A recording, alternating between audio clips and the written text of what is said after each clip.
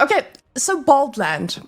When we think of the map like Baldland, we have to consider now, of course, the players on top of it. Baltune has been an absolute menace in these tournaments. Have you seen some of this man's games? Baltunes? Oh yeah. Oh yeah. I've played with Baltune for a long time. We actually came from AoE 1 together to AoE 4.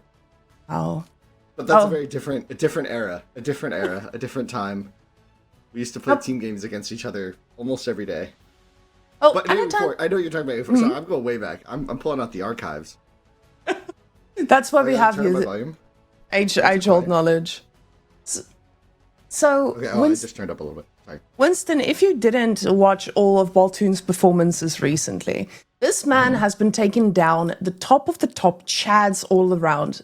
Baltune has been our dark horse for this qualification. He's done quite a few upsets. And Anotand, you know, he's sitting here ready to fight for the title. But Baltune, he's the guy to watch, really. And I'm pretty excited to see what he does. How do you feel about our first matchup, though, on Baldland? I mean, Chinese making it through is always sus. And on Anotand, I feel like that's scary. So I think, like, yeah, it's definitely something you have to watch out for, especially in, you know, recent tournaments. It's been one of the higher prioritized bans, obviously, with all the new content and everything changing. You know, that's been up for debate, which civs are the prime ban targets, but Chinese being the first draft from Anotand shows that it's still a top pick. So wouldn't be surprised if, you know, Anotand just feels really comfortable on a civ that's, you know, still very dominant in a lot of situations, especially on maps like Baldland. Oh, what was interesting to me specifically about the draft is, yes, China as being a very big prior pick, but all of these guys are now starting to ban the same civilizations. We see a constant message of Japan. It's a problem. Japan is just too scary to handle Ottomans over and over again, even after the nerf of the Sipahis. So I guess we're still going to need to see a few games to see how that plays out, but I don't think the strength in Ottoman just comes from the Sipis. There's just so much going for them. But Malians again and again and again. What do you think of these bans, though? I think Malians is a great ban. I think Malians are the best civ, personally. That's like my underrated take. I think it's the best civ. I think it's the strongest civ. And I think I think there's other people who have other opinions, and I think it depends on playstyle, but I think it's the most versatile. I think it can play almost every matchup really comfortably. It can't play every map as well, especially some of these more jank ones sometimes, but it can almost always make do, and I feel like it's great. But yeah, we'll see. We'll see. We'll see, indeed. Especially with this draft that I'm looking at today. And guys, this is something that I'm loving about this event specifically. We have our standard boys, and we have the ones that are extra spicy, like King of the Hill, of course. But Baldland is one of those too. But before we go too deep into that, we are throwing the bracket, and you guys can see what's right there in front of you. Mr. Baltune and Anotand, our first two players, going to be facing off, and right after, Vortex and Beastie. I know, right? And I mean, Baltune's story here is pretty interesting, right? Taking out Corvinus in a thriller, but then the matches against against Myriad were, you know, pretty decisive. But I mean, I just keep thinking about Myriad's games against Puppies and how like crazy that was. And if you think about, you know, the brackets, usually the top seed is expected to make it, you know, to the semifinal in each bracket, right? They're expected to make it. And seeing Puppy taken out, I still feel like is like the storyline of this tournament for me. By the hands of Myriad, I still think that's like one of the craziest things that's like happened in a while. It's like a pretty big upset, right? Like crazy. This takes me back to Wololo from a few years ago when we saw I Am Magic against Marine Lord. I feel like that was the matchup I'm comparing this to. I Am Magic versus Marine Lord. Magic performing miracles there, but yesterday it was Myriad on the miracle board. But I do want to bring on a special guest here. We do have Gigi Dog, who loves doing predictions. Over the last few weeks, Gigi Dog has been pretty okay with her predictions. And as we can see, she did have something to say a little bit earlier. I'm going to ask her what her thoughts are on the first one. Gigi Dog, Potter, do you think Baltune has got this? Seems a little bit unfazed. Gigi Dog, what do you think about Anotand? Anotand, really? That's pretty what? Guys, I think Gigi Dog has made a prediction. Yeah, no. What about the other side of the bracket? You know, Dad is playing today. So what do you think about Dad winning? Beastie. You think Beastie is the one? She seems intrigued. Okay, now GG Dog, she made her predictions clear so far. We'll see if she's accurate today. We have Anotand being our first predictor and see how accurate the dog may be. She was actually pretty on point before, Winston. We believe. We believe. We believe in GG Dog. Now, that'll be perfect.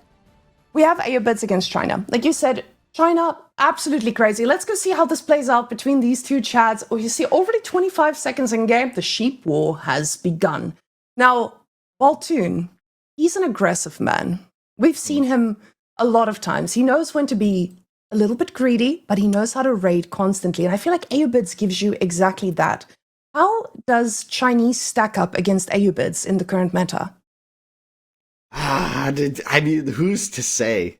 Who's to say, women? I feel like it's a pretty complex one at times. I mean, the Ubids hit these timings, but I feel like if Anotand is able to just get whatever his core strategy is going like correctly, I tend to feel like Chinese can get this unstoppable momentum. So I'm curious to see what Baltune's strat's going to be here. Okay, now Baltune, he's definitely someone who doesn't greed out too much on the feudal age or going for fast castles. He goes for things like responsible castles. When I see him play, he knows exactly when to put a little bit of momentum on that. But Anotand, on a map like Baldland, I feel like his aggression at the same time can snowball so quickly. This map is just so punishing. If you get to that point where you are dealing with lances, when you go out onto those secondary resources, that is going to be pretty important here. Ooh, and we have game sound. Oh, finally. Perfect. Oh my god, what a play, Baltune. Look at that House of Wisdom. He's building it.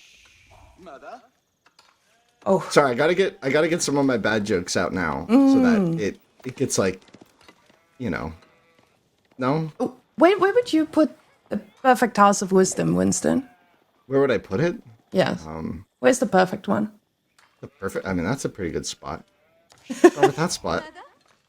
I'm just checking as the all-knower of House of Wisdom. Fine, in the corner, walled in, so that you can't lose in the free for all. No. That's big brain. Well, yeah, right there. He's never going to check there. There's not going to be any sheep there either, so why would he?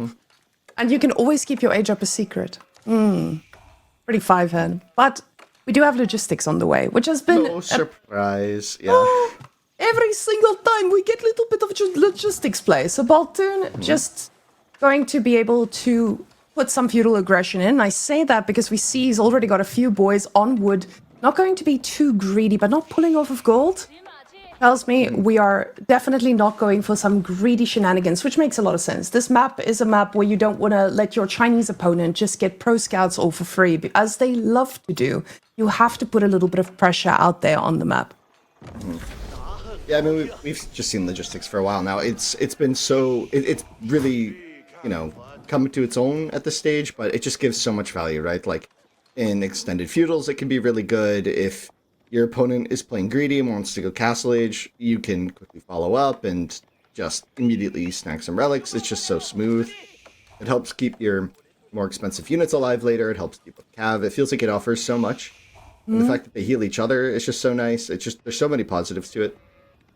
Yeah, with no downsides, why go for anything else? But we also see him going for wheelbarrow, which just tells me he's using the gold he's getting. He's going to make use of every single resource actively and play a little bit of the feudal game, which for AOBids is something they do not mind at all. As an AOBid player, you would just be the one who's taking trades. Even if they go badly, it's fine. You just go back, heal up, do it again. So he's got this wood in the bank already, so... The moment logistics is done, those production buildings are going to be popping up pretty quickly, and we do see a stable being built up there, I believe. Yeah, it gives you the most flexibility. Horsemen and Desert Raiders, it's everything smooth that you need right away. We'll see what the follow-up is behind that. Ooh, the dervishes. The dervishes. They're deliciously going to arrive, yes! Winston, I think both of us just need to wake up a bit. Even our producer yapping and saying how bad that was. Now, they're cambulances. Ambulance? They're camel ambulance. It's an ambulance. They carry... Yeah. That one got approval. God That's what we damn it. call it. We call it Cambulance. Okay, Awesome. from here on out, You don't have to. Cambulance- It's just my, you know. with these two cambulances heading across the map, he is now getting into a spot where the scout gets to be annoying against other said scouts, because that's the beauty.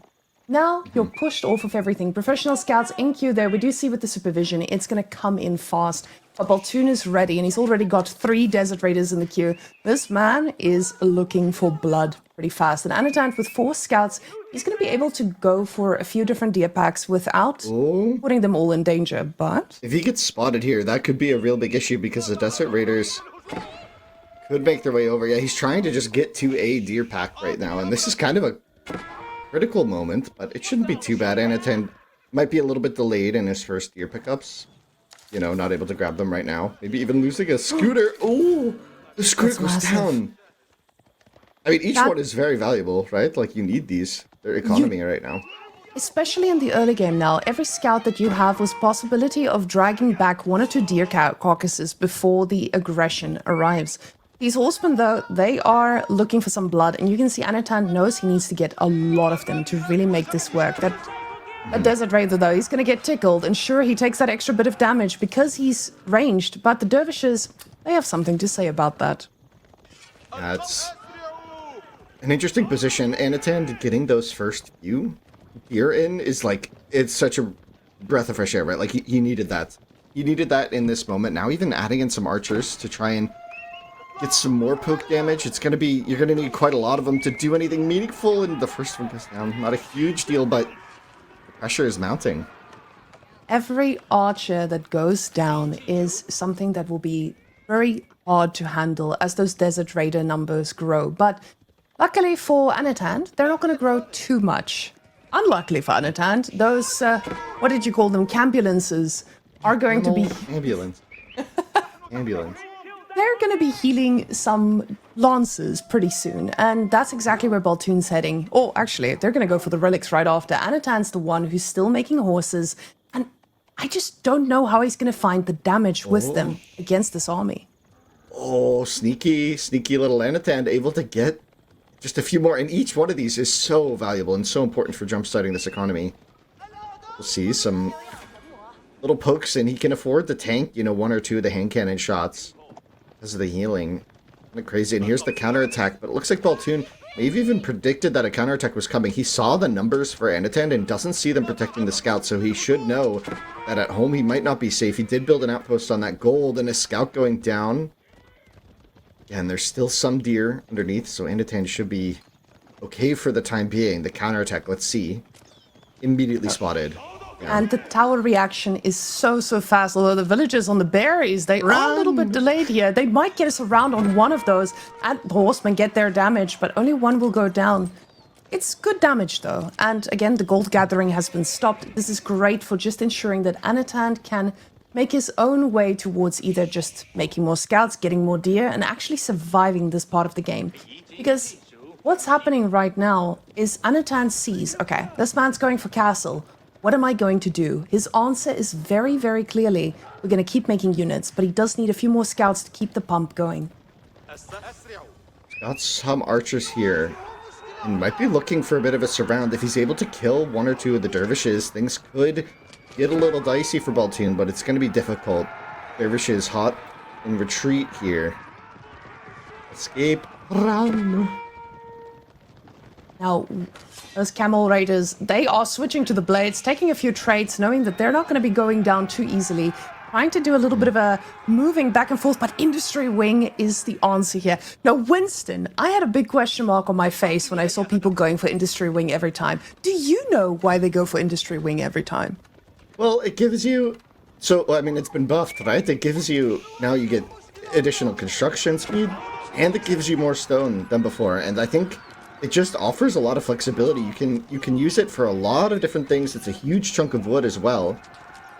And you can quickly follow up with the TC, which used to be, you know, part of the reason you would go growth here, is just to get a quick spurt of vills, and then use that to outpace your opponent alongside the dervishes. But we'll see. Oh, so Responsible Anotand isn't too far behind, right? Like, Yes, yes. The thing is, he's going for passive castle, and I love that about China. With the taxes, you just get to that castle age naturally. But I wanted to add on the industry wing. I did go and ask a specific pro about this because it did not make enough sense to me, especially when you just think, oh, wood and stone. But a lot of people just go ahead and sell it. So with all of that, you get that extra bit of boost you need, especially when in castle. You often get pushed off of your gold because your opponent knows they need to make damage happen. Now, the Imperial Palace is coming on up, so Anotand's not going to be under that same pressure, but he's still providing that aggression. He knows he's still got an answer to most of those desert raiders, and they're in the form of 14 archers. So you think we'll see a market, and then Baltune will sell the stone? Yes.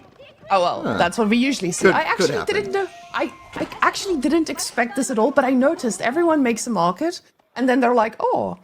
But yes, as Cal just told us, it could be 2TC as well. But we have been seeing a lot of that. So I know I wanted to bring that up because Twitch chat was also sometimes a little bit confused. Let's see. The relic game is the next play. Let's see it. Oh, little raid just to distract. Potentially could catch a dervish on the left. Nope. Oh, and one villager does go down. Dervishes are desperately trying to heal those up. And with this Palace of Anotand on the map, it just forces those dervishes to not be able to pick up those relics. And that's exactly what you want to do. You want to delay that for your opponent as long as possible. Going for his own monastery now. And Camel Lances is the name of the game. He's still holding on to that stone, though. Does this mean he does go for that second TC, especially considering the wood is just increasing and he's still got the villas there, but trying to produce as much as he can now. 5 stables. My, oh my, that is quite the investment. Lot of units going to be produced here. Into Knight Crossbow from Anotand, so could be some rather decisive battles here. See how Baltune is going to use the Camel Lancers. What's his first target with this production? Because it's going to be a lot on the field fast, and it's going to counter a lot of what Anotand has on the field already, which is the Horseman Archer. So going to need to see Anotand build up that massive crossbows to get into that threatening position. Now, that's the difficult part when you're playing against the Aeobits. Aeobits is so good at making a bunch of camels, and then you having to snipe those out individually. With archers against the camel lancers, you can just waste so many shots, and Baltune knows this. He knows that, hey, these guys in a fight, they do look a little bit similar, and it's going to require every bit of action from you. But Anotand, he's got the APM in the bag, and he's ready for this. Now, 2 of the relics already making their way to the side of Baltune, and Anotand is building yet another monk to go and try to pick up something. Just to get that little bit of gold. He's got 16 on gold himself, though. That is a lot of investment there for not as many lances. But how's his food situation? He just secured the berries on the right, but there's some raids potentially occurring there. There is a lancer around it, and if you don't notice, you could lose your berries, but nah, it's not going to be too bad here. Just a little bit of idle time, which is very annoying in this state, but looks like a big dive as well onto Anotand. So both players going for economy. And makes a lot of sense. This is Baldland. You're going to have to move out on the map. The horsemen, they do pay a pretty heavy price here, but they are just cannon fodder at this point. We can see him not making any more horsemen. He knows these are just temporary. That Lancer army and the crossbow army, that's going to be where it matters. This Lancer, though, he's been doing some work. A lot of idle time. Yeah, basically equal on most upgrades. But things are kind of spicy here. A lot of idle time for Baltune as he's not really able to get his situation sorted. And the Camel Lancer is looking for more and more positions. There's some big fights happening. With every single time there's a raid happening, Baltune is told, hey, man, you need to do the same. He hasn't been able to connect the same way to take down one villager here. But with the stone that he had, he hasn't been able to do anything just yet. He got himself a little emplacement there just to make sure that the Lancer doesn't cause havoc. But this is the vulnerability with Baldland. Horsemen absolutely just decimating that very nice economy that you would have on any other map, where the resources might be a little bit more protected here. The villagers, though, they're a little bit spicy and take down anyone who dares cross them. Yeah, Baltune could be in some serious trouble really shortly if these fights in the center of the map don't go his way. He's almost out of food in the back of his base, which means that if this army is going to start sitting in front of his base, things are going to get ugly. Baltune has been getting some damage with the raids, but they are getting chased. And in the middle... Oh, big charge. Big charge. No backup. That's a pretty expensive trade for Anotand, as his food is also going to start running low eventually. He's trying to still do professional scouts, but Baltune is on top of him. I love this about Baltune. Most players would get overwhelmed and be like, oh, okay, there's still deer on the map, he's going to be able to get those, but no. Baltune is everywhere. The problem with that is he is splitting up a bit of his army, so these direct engagements get a lot scarier. But it's not just that, it's also the 18 crossbows you're going to engage directly into.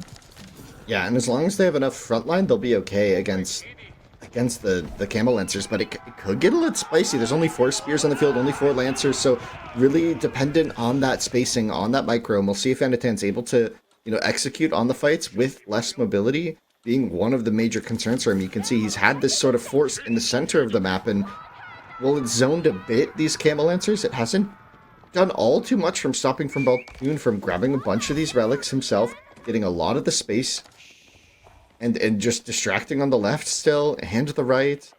He's even got some camel lancers still stashed up in the north that could come in at a critical moment when Baltune is busy microing. We'll see. Crossbows are...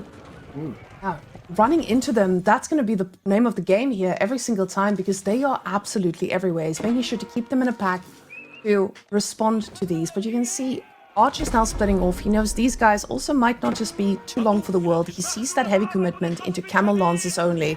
And the spearmen in the mix as well. This is going to hurt. And Baltune, is he going to have an answer for this fight in the center? Anotand streaming a lot of units into the middle, and while that is like a nasty force of camel lancers, I don't know if it's enough to actually win a full fight here. Yeah, he's going to take He's going to take a fight into his direct counters, and I think that's where the issue is going to land. So Anotand's army might look impressive here, but he needs to be so careful. He does feel it out, sees the huge numbers, decides to pull back, but this is spelling a difficult situation here for the Aobids. They struggle with food as well, and it's getting to that point of the game where the berries are going to slowly start getting tapped out here at the back, and he needs to think about a transition of sorts, which he hasn't really gotten any benefits from going for that industry wing. He didn't do any massive amount of damage with all those camel lances. He was just stuck in his base responding to the raid. So Anotand definitely did all he could to punish him, and he's gotten his value from it. But you can see with these camel lances, he's trying to find more damage. I think he primarily spent all that stone on emplacements on his front gold, but we'll see if that's able to pay off long term. As there's some skirmishes in the south, but big battle could be brewing in the north.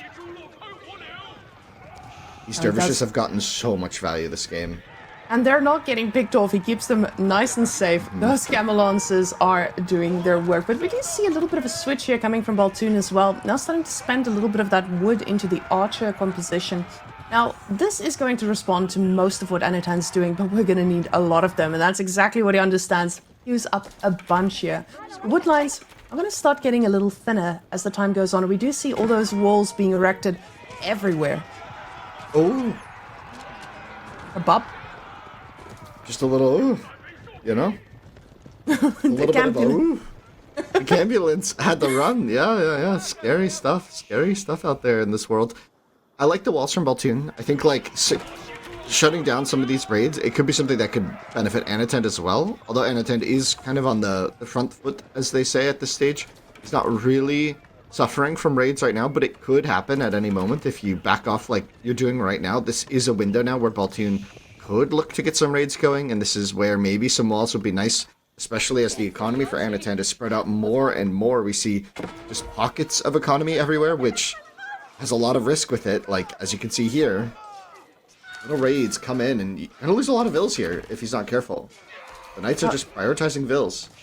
And that's exactly what they should be doing here, because Anotand knows, as the Chinese, you're already pretty much a little bit ahead with the economy as time goes on, but with every kill, you are just getting further and further ahead. China doesn't mind playing a late game, whereas Aobids, they shine when they hit that castle timing. But it looks like it quickly becomes the downfall as well. Now with these lances, they're trying to find some damage against them, and They're making some pretty good connections here, especially when the slow infantry mass is just lagging behind. Yeah, the raid's getting shut down. Both players attempting to wall off the whole left side and take a fight on the right. Ooh, this could get dicey if the army gets surrounded, but it's got the mobility. A dervish gets taken out. That's actually huge because now the other dervish isn't going to have its buddy, its companion, its lover in life, its other healer, and that's going to be challenging. Potentially, because it's been one of the things that's keeping Baltune's forces alive. He has not had as much production, he has not had as much military on the field, but this healing has kept him, you know, topped off and ready for each engagement, doing well with these skirmishes. And I don't know, I just feel more and more that Anotand is just pulling a little bit ahead. Oof. Anotand just picking off all these sneaky little villagers as time goes on. And this is the tough part of the game, where you're now starting to go out on the map further and further away. The walls from both of them, very, very smart move here. Both of these guys are respecting the fact that raiding is going to be the key, but the archer numbers is pretty scary. Anotand now, he's going to need to respond to this Camel Lancer raid, and I don't know if he knows about this. Yeah, it's just smart from Baltune. He can't win the fight in the middle of the map. He knows it. We know it. Anotand knows it. Anotand knows that if he can get his army into the base of Baltune, it'll be a real big issue. I mean, Baltune is building up that archer mass to handle this on the back end of this, but until those forces are united, it's going to be really challenging. And here's that counter raid, and this could be a lot of damage. You see a huge amount of villagers in migration to the left. What is happening to the left of this community? How many villagers are just migrating? And the Camel Lancers are gonna find them. Look at that. Look at that. That's what I'm talking about. Look at all the vills. Look at them run. That must be 40 vills. Mass migration happening, but with the slow infantry, they're not able to catch up too well, but you can still see the Camel Lancers, they're deterred. He knows how expensive these are. We see zero food on Baltune. He's spending everybody's got. Yeah, Baltune, he's going to try and connect forces. So the archer mass, now 57 archers on the field, coming towards the left side here. If they can get past this wall, which he just finished. Did he just finish that wall in the middle of the map? Is Baltune trapped? Almost. He's almost trapped. This could get really critical here for Baltune. He's going to try and torch his way out as the army from Anotand comes crashing down. The knights are going to get on top of the archers, and the Camel Lancers have to run. They can't support. The Camel Lancers running. Definitely not the worst part in the world, as we can see the archers holding up this fight pretty well here. The Lancers are going to be hard to handle, but with enough archers, you have the answer. Ooh. They're just trapped. I think that wall is complete, yes? Yeah, this is going to be very challenging, potentially. Oh no, the wall might have gotten denied. Yeah, I got that. Sorry, it's hard to tell just by the minimap. Now, with these Camel Lancers coming out alive, Anotand might feel a little bit more intimidated here, because as we can see, he's just lost a ton of Lancers to this. These archers, I love my expression, your archers are not going to counter a Lancer or a Knight, but 60 of them will. And that's exactly what he's living here by. Baltune making sure he's got enough archers to handle anything. Now these spears, trying to shut down a little bit of food here out on the map. He needs to be careful. If he's not paying attention, he's going to lose 5 villagers. And that's, they're trying to repair it just in time, but the Camel Lancers have arrived. Cavalry have arrived. I'm starting to think that Anotand might need to start thinking about some sort of siege transition. We're seeing the farms as well, but I think siege is what he's going to need short term to get this game keep this game alive. Because I think Baltune's army at this stage, if he just powered through, would be able to do a lot of damage. If he's able to reunite his forces, connect, and do a push down the center, I think he could easily decap these sacred sites. But it's up to Anotand what units he's investing in here, because he's got to be kind of picky. You know, his resources are getting a little bit thin, especially as he does that massive grenadier transition in the back. It means, you know, he can't just spam archers. He can't really do much of anything while he's doing this. Kind of the critical moment here is this next battle. Oh, and look at those archers just pumping away at that poor tower. More villagers going down, though. Anotand, he is relentless, just constantly raiding. Now 13 total have died. More will fall. I say that, but the archer mass is ready to pump. The one thing that a lot of players end up doing, though, is they forget about the sacred sites. Now, Anotand, I'm sure he's learned his lesson from watching the last few weeks of people just not prioritizing them, but now these archers are firing at the tower, and the problem is, it's not going to be the tower firing at you, it's this massive chunk of archers and crossbows that are coming right at you. These Lancers, though, they are making sure that the split off is happening, and this major army will not be colliding at 100%.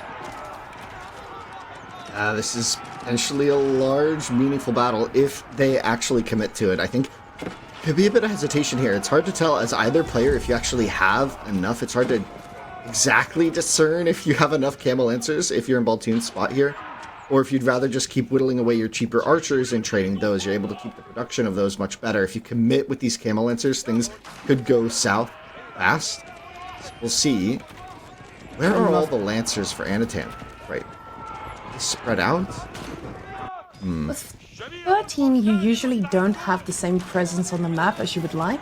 But we can see they're not all here, and that's the issue. That tower, though, it's been getting its value. And we do see it eventually going to be going down. I love the fact that the archers are sometimes just touching it to make sure, but that villager pulled to just enhance the lifetime a bit. They do get the damage, but this could still be devastating. Baltune's micro is magnificent with this, making sure that those archers get in, get out the moment they need to. Yeah, he did take a lot of damage on those Camel Lancers, though. No Dervish on the field to repair them, so I'm struggling to see if Baltune will ever be able to just fully commit to this fight. It is a big formation, though. Maybe he'll take it? Maybe, he's making a Dervish. He recognizes the need for the healing here. Or just to grab the Sacred Site himself as well.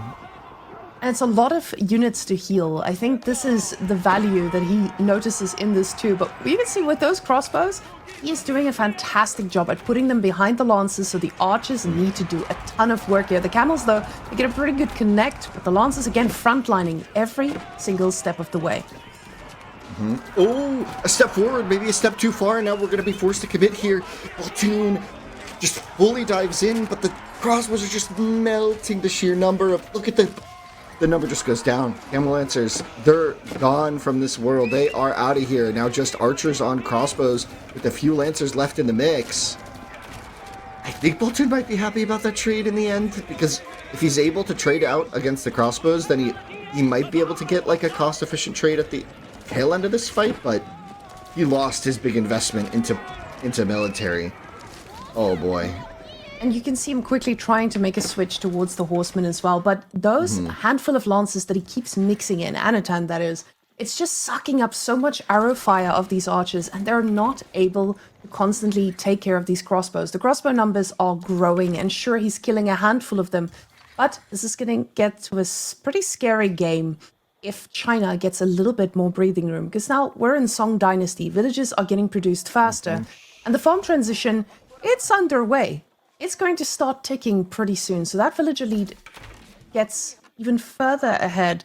At the same time, though, Baltune, there's a lot of places he could raid. He also just added a TC, maybe feeling confident seeing that the crossbows, well, it did trade away his army. They're not in a... Anotand doesn't feel like he can push, and maybe he's feeling he has a little bit of breathing room here. I'm not sure that breathing room is all too real, but we'll see if it's just a matter of Anotand taking this respite to... wall up the map and clear things up so he can just focus on another push coming in. Or if Baltune's read on this is correct and he really does have as much breathing room as he thinks, because that TC is a bit of an investment here. I think he had to buy the stone even. I don't think he's been mining it at all. Those stone mines look fairly untouched around his base too. So definitely an interesting choice if you consider the fact that with the second TC, you're telling yourself, I need to catch up. And I'm not going to die if I do it right now. So Baltune knows he's got the numbers, keep himself alive, but he needs to find a way to scale into this a little bit later. Now, Anotand capping those sacred sites yet again. And even though he might not win this on sacred sites, it's still putting a timer on his opponent. And with a keep there, it's going to be a lot harder to shut down. The farm transition looking juicier and juicier every time we go back. I mean, it's not sushi, but it is juicy. I mean, I'll tell you that much. And we'll see if they get the other two granaries plop down in a second, which would really, I think, be a bad sign for Baltune. His farm transition is coming together. It's not like he's completely fallen flat here, but this is where I feel like China is about to get at their scariest, is, right when they're about to click imp, and after they hit imp, they can just, with good supervision, they can get everything they need really quickly. They can get a very lethal force, their food economy is all established, and I think Anotand might even be thinking, alright, if we're taking a break, I'm going to go imp, and I mean, I don't see Baltune clicking Imp in the next at least 6 minutes. I mean, unless there's truly no fights or threats. The question is just, does Imp give him anything? And I don't think it does in this case. Him seeing his opponent go Imperial is going to put a little bit of a alarm bell in his head saying, hey, I probably need to do something about this. I need to either use the army I should have. Ooh. I think we have a little UI bug there. Not really seeing what we're aging up with, but it's very standard. Always, every single time. He will be able to see this though, so he knows what's going on. Now, trying to decap the sacred site, I hope to ensure that this doesn't become a problem down the line, but this army is still pretty scary here from Anotand. You can't fight here for long, because the moment that shoots... Has it been revealed yet?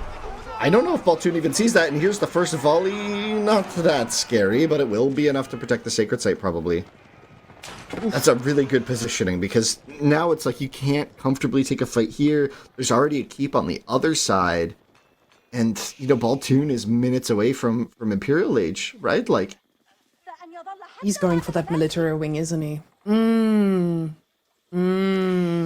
This man, he's got two choices here, and I don't think we're going to be gambling tonight, but getting that military reinforcement constantly when you know the only thing that's going to make the difference is the sheer number of replacement, or the amount of units you need to replace constantly. So it makes a lot of sense. We see the reinforcement wing coming out, and I love this in Imperial. It is such a huge mass to handle, and especially when you know your opponent is going for crossbows. These are going to do a pretty decent job at just being that versatile unit that can handle most things that China throws at you. Yeah, it's I great just don't know against... if it's enough. Yeah, I think it might be. I mean, he's caught up in Vil count, like...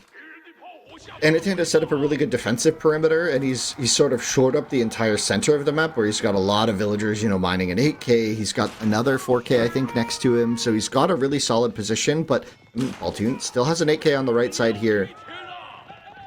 I don't know, he'll be up in another minute or so, right? So things don't look that rough for him.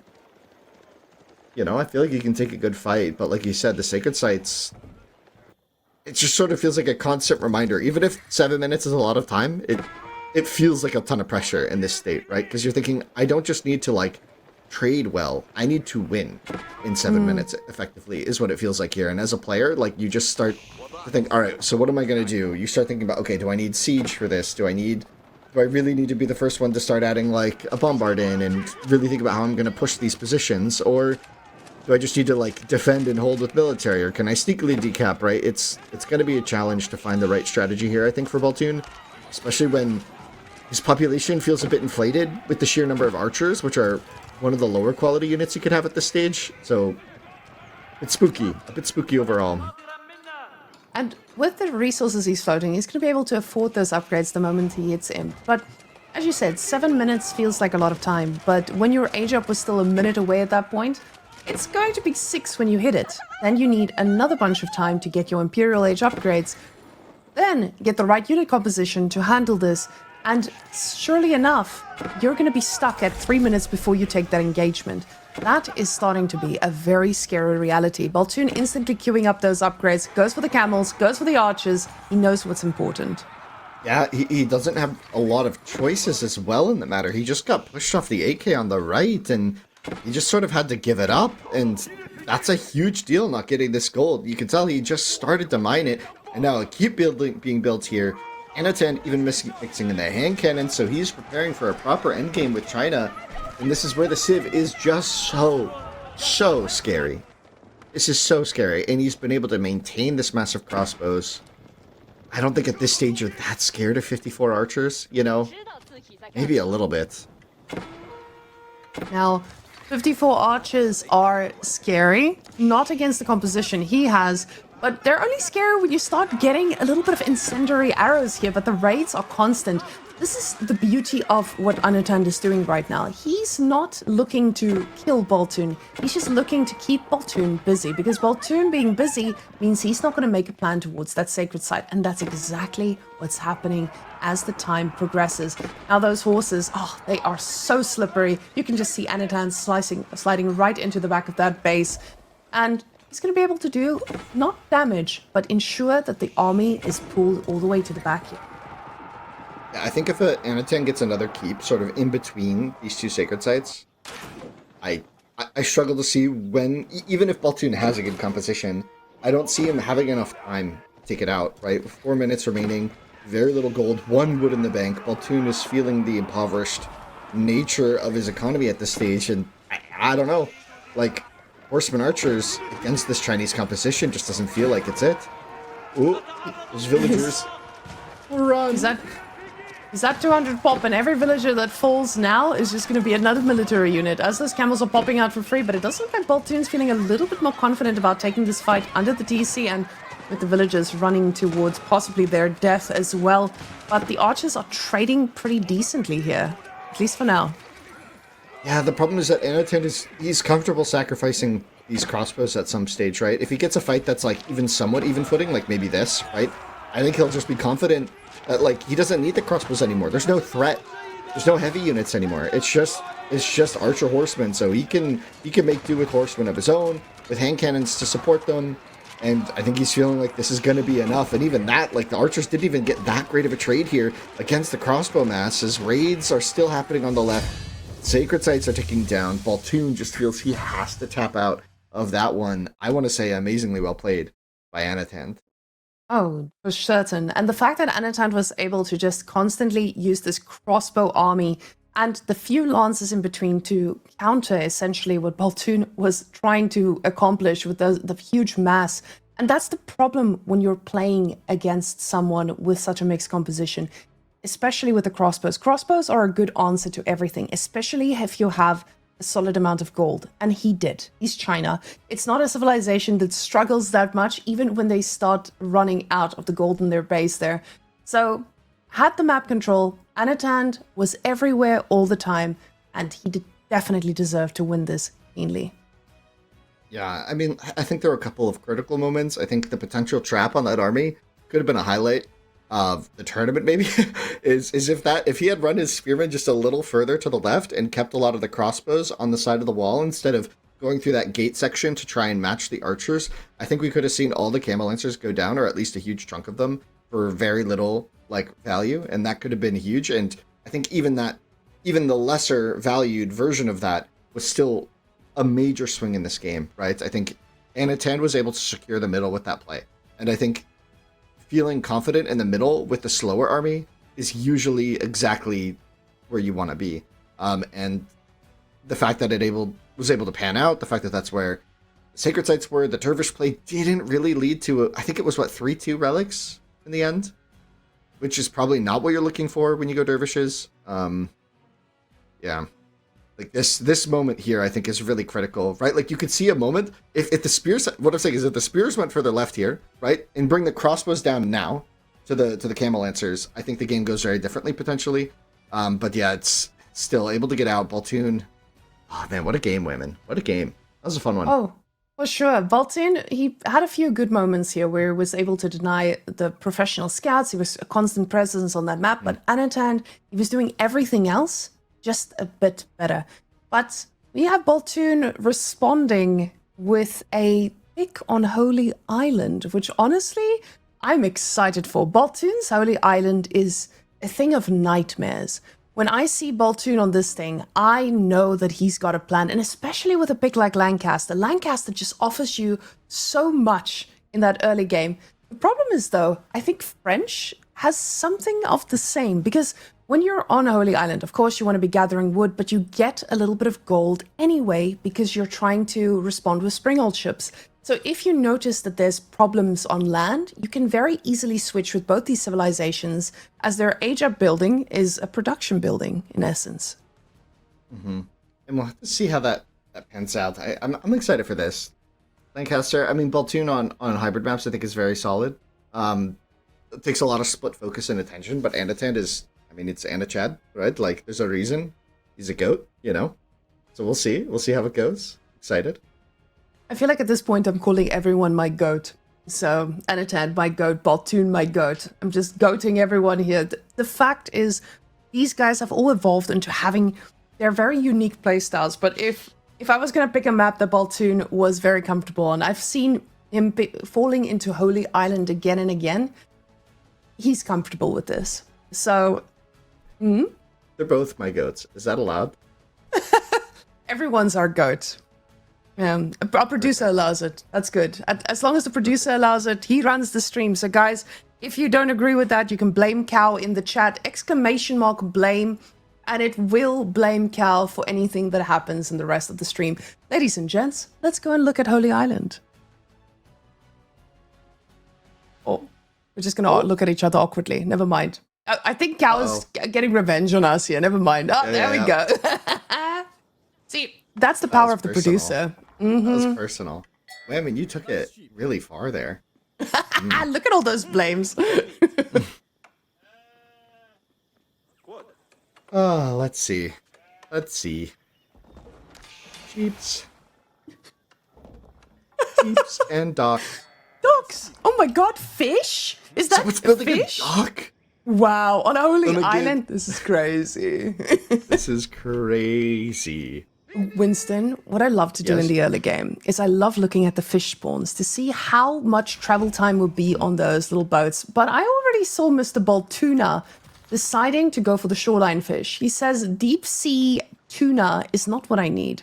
Let's quickly click on that dock, please, Mr. Observer. The one right in front of you. Right there, right there. Click on it. Go. Oh, it's going straight to the shoreline fish. Very nice. So I love this. I always ask myself, what is the right response? Do we go for the deep sea fish or can we stay on the side? Ooh, Anotand as well, going for a mill.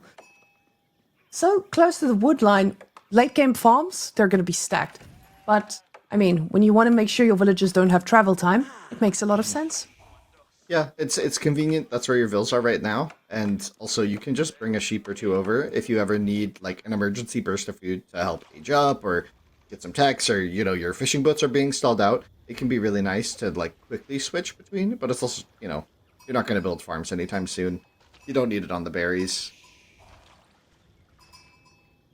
Now, the question is, does this delay his fishing ship? Because with wheelbarrow, it does cost that little bit of extra wood, but oh my goodness, Baltune.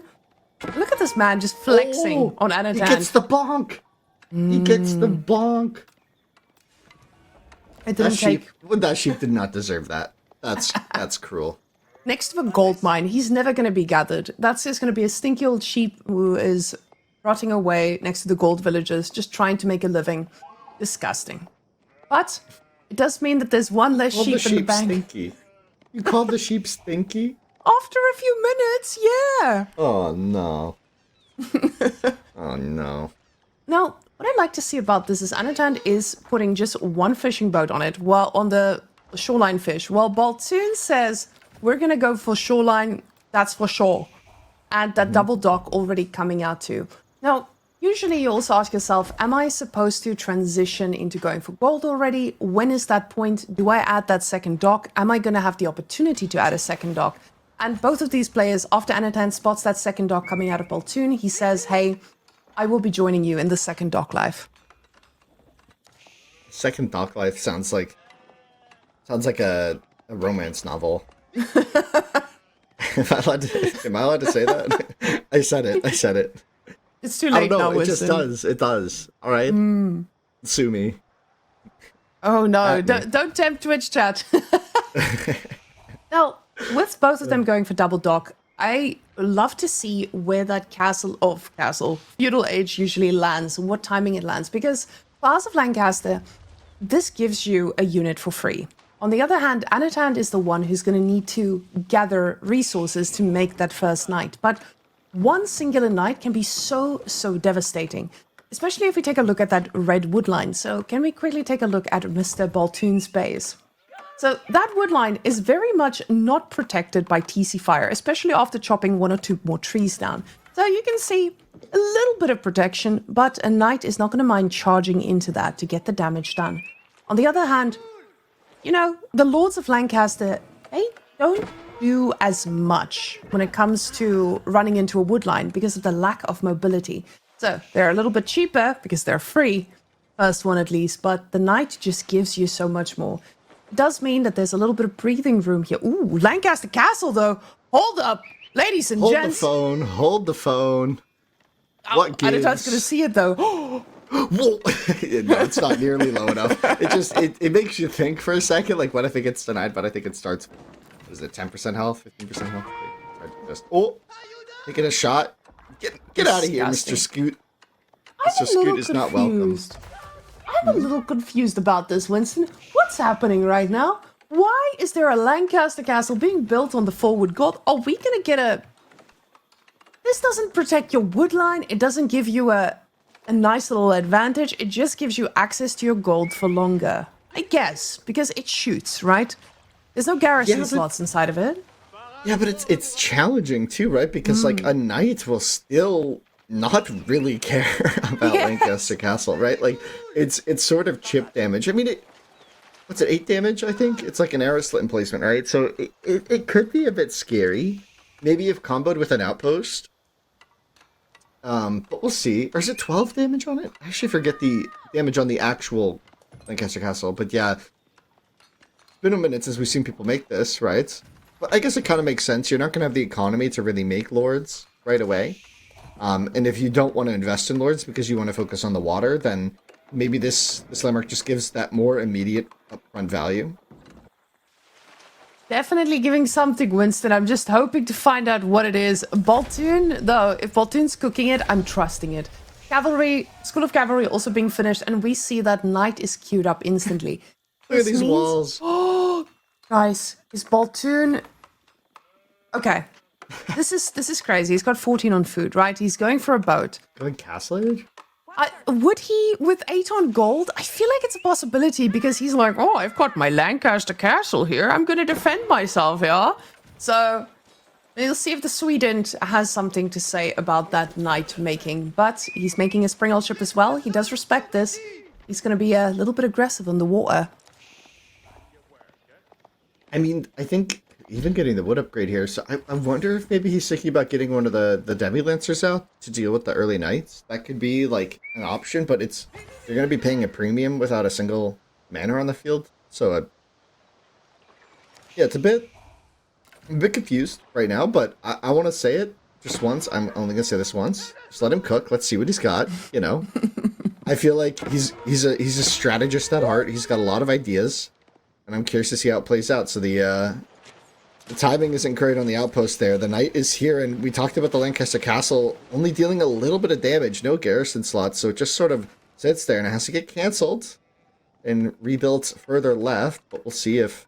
There's no scout nearby for Anotand, because it's busy over here, so he's not going to see it. Oh, he's going in again. Oh. Now, the thing about this is, those arrows are firing away, and sure, they're doing one little bit of damage at a time. This is now starting to add up because the knight is not ready to commit. Now the second knight is going to make this quite a bit harder. Now at 145 HP, it's still pretty healthy. It's ready for some more raids. And that was Scout, he needs to back off for now. We do see the military boats also moving into position, and Baltune is investing He wants the more. He wants the Vil, but it's not going to be worth it. I think that's enough ships, I think, to defend. That Vil is like the safest Vil I've ever seen. And by that I mean he's likely going to die soon. But we'll see, The boats, he's not going to take it. You have to keep in mind here, Anotand is someone who... The Vil! No! But You the had one knight... job, boats. The scout was on the wrong side. The knight does go down for it, but the dock being denied is a big deal, and getting out there is going to be challenging, and here's another knight. Now, the question he's got to ask himself, is this going to deter my opponent away enough? And yes, it does, especially with Anotand not just having normal squishy knights. These are not going to be looking for a big trade just yet. And you can see this. Baltune, he's investing on the water. He's just investing in spring-old ships, though. And this makes me a bit worried. Because with all those demo ships coming out, one galley is not going to keep you alive. The numbers... They just aren't there on the forward side here, I think, for Anotand. He's got a lot to go up against here. A lot of fishing boats, but 2 demos, actually. Could be enough here, not enough to snipe it. There's a 3rd demo from the north. The surprise attack is here. Boom, boom, boom. Get out of here. Get out of town. Get out of Dodge. That was a shocking 3rd demo. And nobody saw it coming, except for Anotand, and that was... quick and decisive. Jeez. Anotand saying to Baltune, this is your home map. This is your home map, brother, not problem. I will make demolition ship explode. You say bye-bye. Yes, good night. And Baltune is swimming with the fishes. And that is going to be match point. Anotand now ready to move on. He's ready for it. But is Baltune going to let it? Because, of course, Baltune is now the one choosing again the next map. But what is he going to pull out after that? Because we already saw him with House of Lancaster. It felt like he had a plan. The plan was just completely derailed by Anotand. I thought you were going to say something else. Yeah, I don't know. That was quite the plan. I mean, the Lancaster Castle did help protect the gold a little bit. You know, it dealt like 40 damage, I think, over the course of the game, which, I mean, in such a short game, it's not nothing. It did mean that this knight died instead of lived. But the triple boom, I mean, this is the only highlight of the game, really. 1, 2, 3, honestly, perfect demos. The third one almost not even necessary. But yeah, that was kind of crazy. I'm shocked. After that one, I feel like when you watch games, sometimes they can go for an hour, and you're like, whew, that was tiring. After playing that one, I feel like Baltune sits there and he's like, I need a breather. Because it felt like Anotand just read it so perfectly. Now, this could just be something he didn't expect, but Anotand, he does this. He loves going for those demo ships, and he's so good at getting that control and just them under control so well. Because people very often, they say, hey, with enough spring ults, I'm going to snipe this out.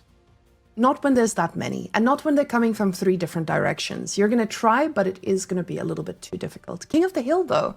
We're getting a little bit of Rus. Anotand playing from Belarus, playing on the Rus. Is he connecting into his roots? Does he get that +3 damage buff playing on his home civilization?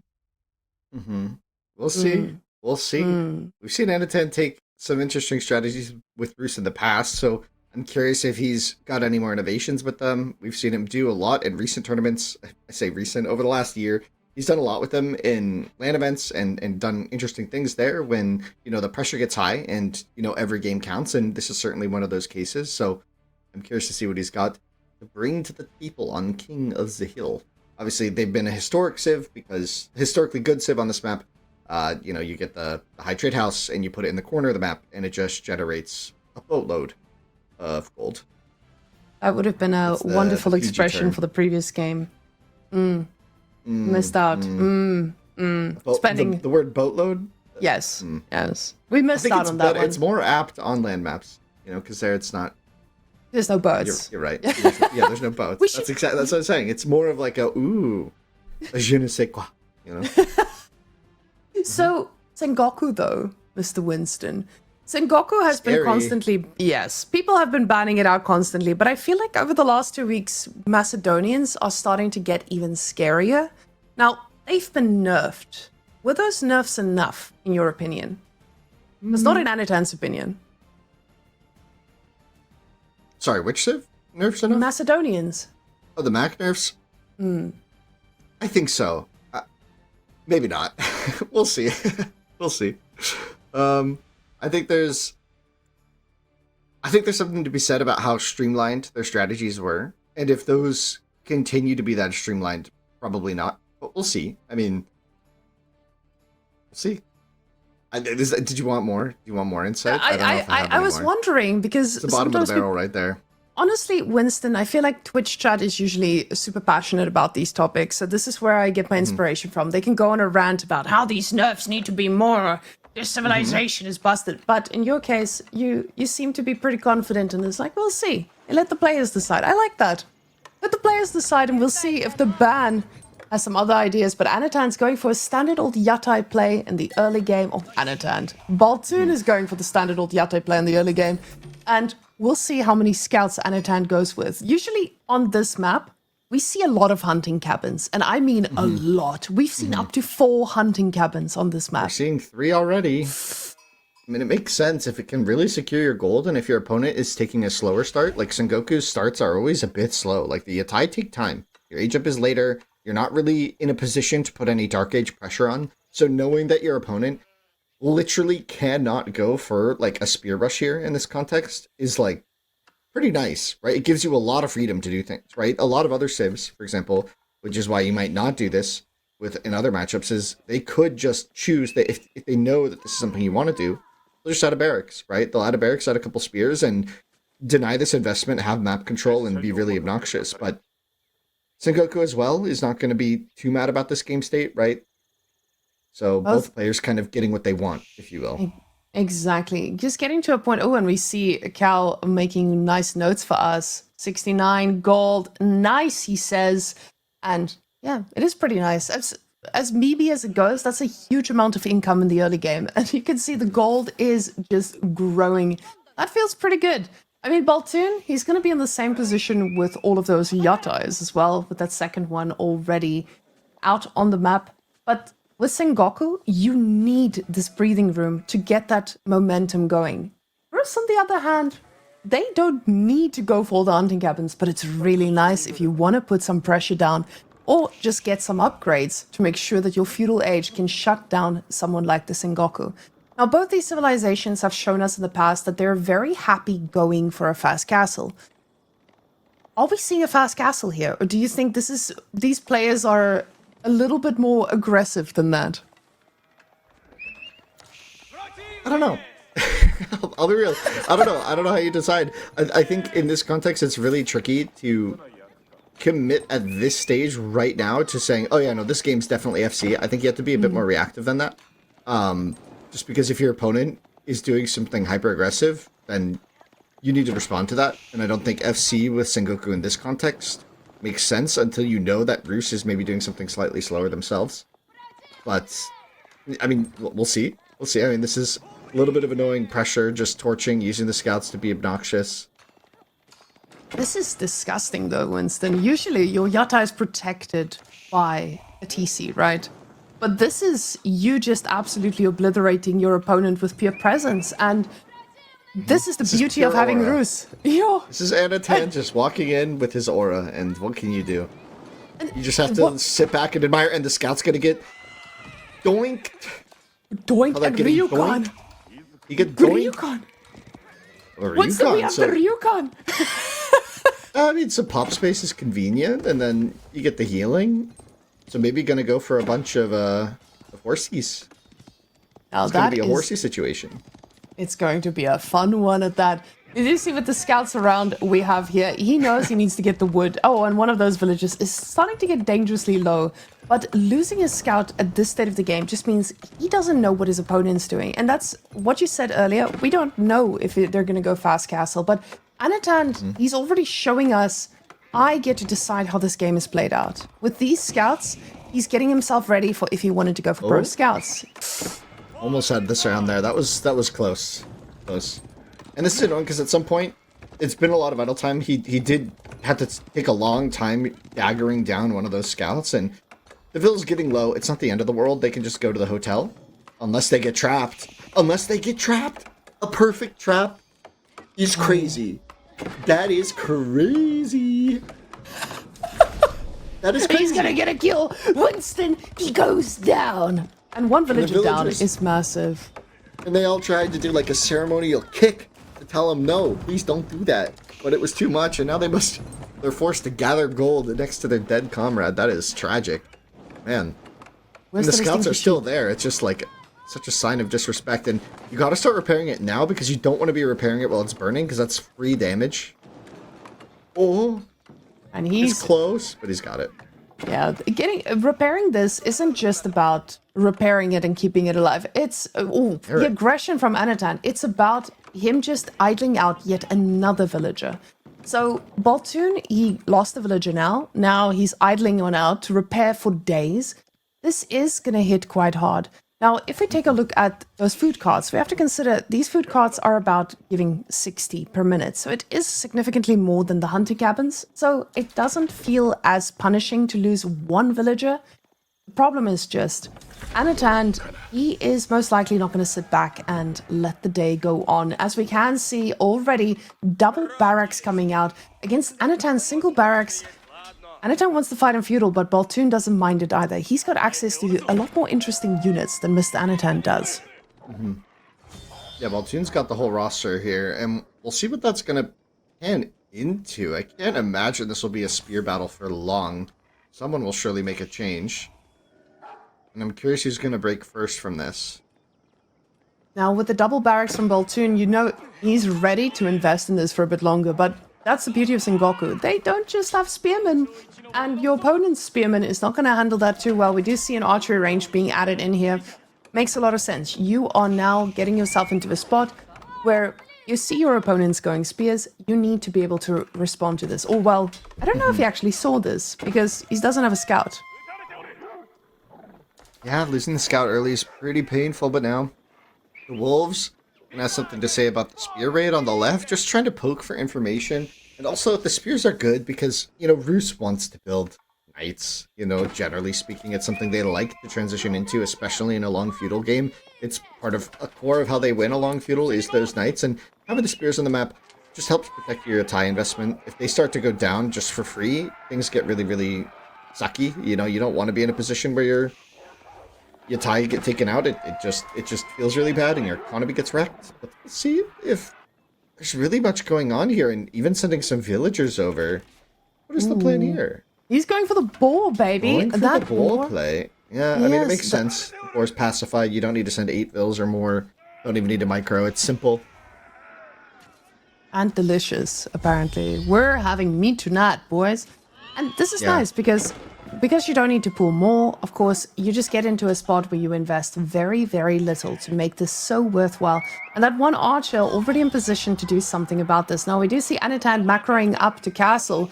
So not going to be staying in feudal for too long, but they do need to push off all of these scouts from the deer as the pro scouting has been happening. I'd like to see what Baltune has there on the bottom scout pack of his. I see a red dot.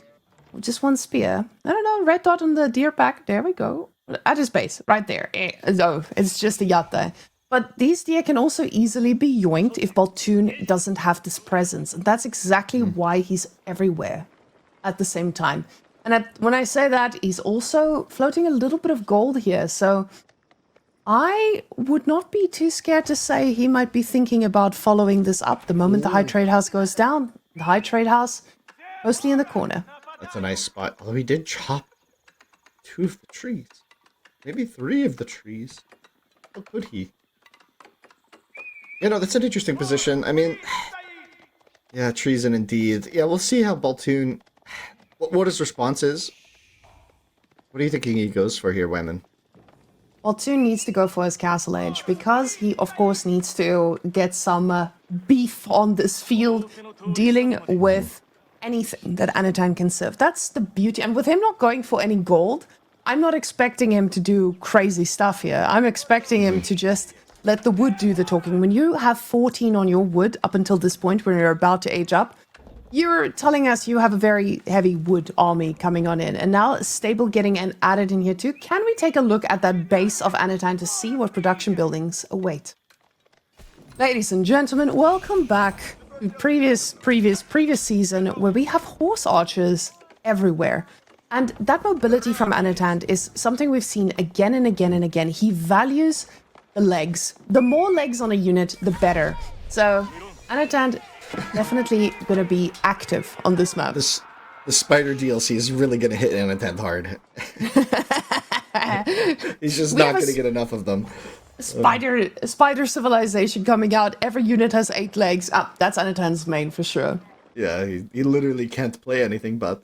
Anyway, I mean, I like the choice for the horse archers here. Generally speaking, against the recon, it's also very nice because you don't want to take chip fights against them, so you want to take more committed fights. Ones where if they need to retreat, you can hunt them down and continue to deal damage. So I like that over like archers or doing some other slow composition. It just makes a lot of sense here. Probably going to need to decide what your front line is going to be for these if you're going to make one. If you're just going to rely on running around and doing a lot, I think you could run into some issues with the Yari Cav upgrades, right? Baltune has that as an option still, and with the bonus against Cav that the horsemen get, things can get dicey. So we'll see if that ends up being the option, and we do see a couple knights on the field for Baltune. Mounted samurais. Now these mounted samurai are not like the Japanese ones, especially without upgrades to support them, but this is something that is a pretty good option for Baltune right now as the horse horses are not going to be firing that many arrows just yet. Horse archers in huge numbers can pick them off, but they do take quite a while to get there. When he spots this, though, he might respond very quickly. Like you said, the Yari cavalry, especially with the upgrade being available right after, it is not the heaviest investment for him to get to. So it might be a pretty good switch, but at the same time, Baltune could just be the one that goes directly for the base and tries to land some real damage. Anotand, though, is making walls. Yeah, the walls are a smart choice, especially with the knights on the field or the mounted samurai, and I think this is good. Obviously, Yari Cav could be an option, but it makes a lot of sense to go for the mounted samurais here, right? You want to make use of the gold, which stretches your food further and doesn't require you to have all the food all the time, right? Which is something that you can't necessarily afford at this stage of the game. See, as units have the healing from the Ryukon, things should be pretty cozy if you're able to retreat from these horse archers. That's the value of them here. And taking out, I believe that was the Daimyo, right? The annoying loss, because retraining it can be, if I remember. It's quite costly for anyone, because at this stage of the game, Baltune doesn't have that farm transition going. He doesn't have the same access to food just yet, but ooh, that's a pretty nice pick-off. 3 in a row. So, with those horse archers, he's gonna need to try and find engagements that really matter, and with those ones, he's already found quite a bit of damage, but he does need to be careful because it's so easy to lose track of those little groups trying to raid. Baltune, though, he's keeping his army together. We don't see him actually spreading off too much, making sure that he takes these fights in a group. And it makes sense. When you're up against horse archers, they don't like team fights. And building those walls, that's just going to force the team fights. Baltune stopped making Yumi. He's only got 6 on the field. He's kind of fully committed to the mounted samurai, which could run him into some trouble here. Anotand has continued to produce spearmen. He's got 12 spearmen, 12 vets on the field, and that could be a problem if Baltune wants to take a decisive fight into this. He might find himself not being able to handle this many spears. And 9 spears is a significant amount, but they're still feudal age spears, so that's also something to consider. He's not investing too much. Oh, wait, no, never mind. Anotand's aren't. That's going to be a problem. Anotand has 14 vet spears is what I was talking about, right? Like, that means that I don't know if Baltune can really take a fight. And as soon as he sees those, you do see Baltune immediately queuing up more Yumi. He's like, okay, if you're going to go for spearmen as your front line, I need to make sure I have enough Yumi as a back line, right? Because mounted samurais, although they are pretty good into spearmen compared to other, knight types, it doesn't go that far, especially when you don't have the armor yet. It's okay, Winston. We're going to learn how to speak English by the second set. Armor is hard. Words, English. I said armor is hard. You know what I meant. Everybody knows what I'm talking about, so it's okay. We could just talk in noises and vibes. Twitch chat will get it. They understand the game way better than we do. Oh my goodness, look at those horse archers. Picking off a little villager here. Picking off a unit there. No relic for you, good lad. I thought we were going to do that, but you were joking. Okay. No, we could. No. I think we've explored this already. So now Baltune will try and take the engagement. I'm not sure. I don't know. Even with this number of Yumi, it's got 5 in queue. Just waiting a little bit seems to be the play. Relics getting grabbed on the back of this. Should be the plan for Baltune. The problem is here, those horse archers, they're so good at kiting backwards, and that's the whole point of them. They want to be able to get to the back of the spears so fast. Baltune, on the other hand, he doesn't want to kite with his Yumis that easily, because the front line is a bunch of mounted samurais who are going to get obliterated by these spears, and we see that kiting now in action. He's not getting caught out. He does lose a few here, but very quickly, they just go back forward. Oh, but the horse archer micro, it's going to need to be pristine here. And for a second, the spearmen do connect. Some of the mounted samurai go down. Both of these players struggling a bit for food, though. Now this could be a pivotal fight. Anotand forced to just take it. The Yumi stepping up, the mounted samurai with their armor, able to take that fight. They're moving forward. And oh boy, that was a big loss for Anotand. That was a big loss for Anotand. Now switching into knights of his own to try and get some sort of solid front line for these horse archers, and it looks like Baltune is switching to 39 Yumi now on the field just pumping out those cheap but effective archers. The Daimyo about to go down as well on the front. Be a bit of a loss for the buffs, but my gosh, this is a powerful force for pushing forward. And I don't know, I feel like Baltune just has the momentum to just keep going. Why should he stop? And he is looking very confident with this. They are going to go and fight under the TC, but it doesn't feel like there's any line here that can defend against this constant Yumi mass coming forward. And there's more in the queue. He's got the villagers in the TC, but look at the Yumi. Very confidently just walking in under. You get the horse archers completely engaged, making sure that they can try to do a bit of damage. And sure, even if he loses all these Yumi, he's still got the reinforcements at home. And there's no TC or any defenses out the back here, and there's just villagers, just death, just destruction. Baltune is sure to bring it. He says, no, I will not get 3-0'd, and he wants to deal some meaningful damage while he's in the back here. Let some of the villagers sneak out the south. Oh, but he even finds, is that villagers on the south corner of the map?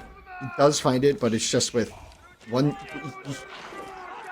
One Iku Iki will take down a few victims, though, as we do see Anotand has had enough, and Baltune looking strong in this game, though. I love the fact that Baltune made sure to wall up every single angle to ensure that you just cannot really push through and do what you want with those horse archers. Because like I said earlier, horse archers, they don't do team game or team fights that well. While with Sengoku, that's what they love to do, especially when they have that Daimyo inspiring all of their units as well. Yeah, really well played, I think, from Baltune there. I think he had a great read on the situation. I think there was a brief period where I thought if Anotand was producing more, spears in Castle Age and Baltune didn't do the switch into full Yumi, I thought maybe there's a chance that Baltune's like just getting caught off guard, but he read it perfectly. He saw the spears and said, okay, if you're going to go spear Horse Archer, that loses to Yumi, right? Yumi are just faster in a pitched battle. They can run them down faster than a standard archer, right? They can run down the horse archers while they're kiting. It's not quite the same relationship as before. And Anotand had a bit of this cheesy aggression, and it was annoying, but it didn't end up panning into anything. We didn't see early knights to come and try and keep things really in control. He took a very passive approach, just went Castle Age and went for these horse archers, and could see in these fights just didn't do all that much damage here. I think there's a reason that this unit isn't as in the meta.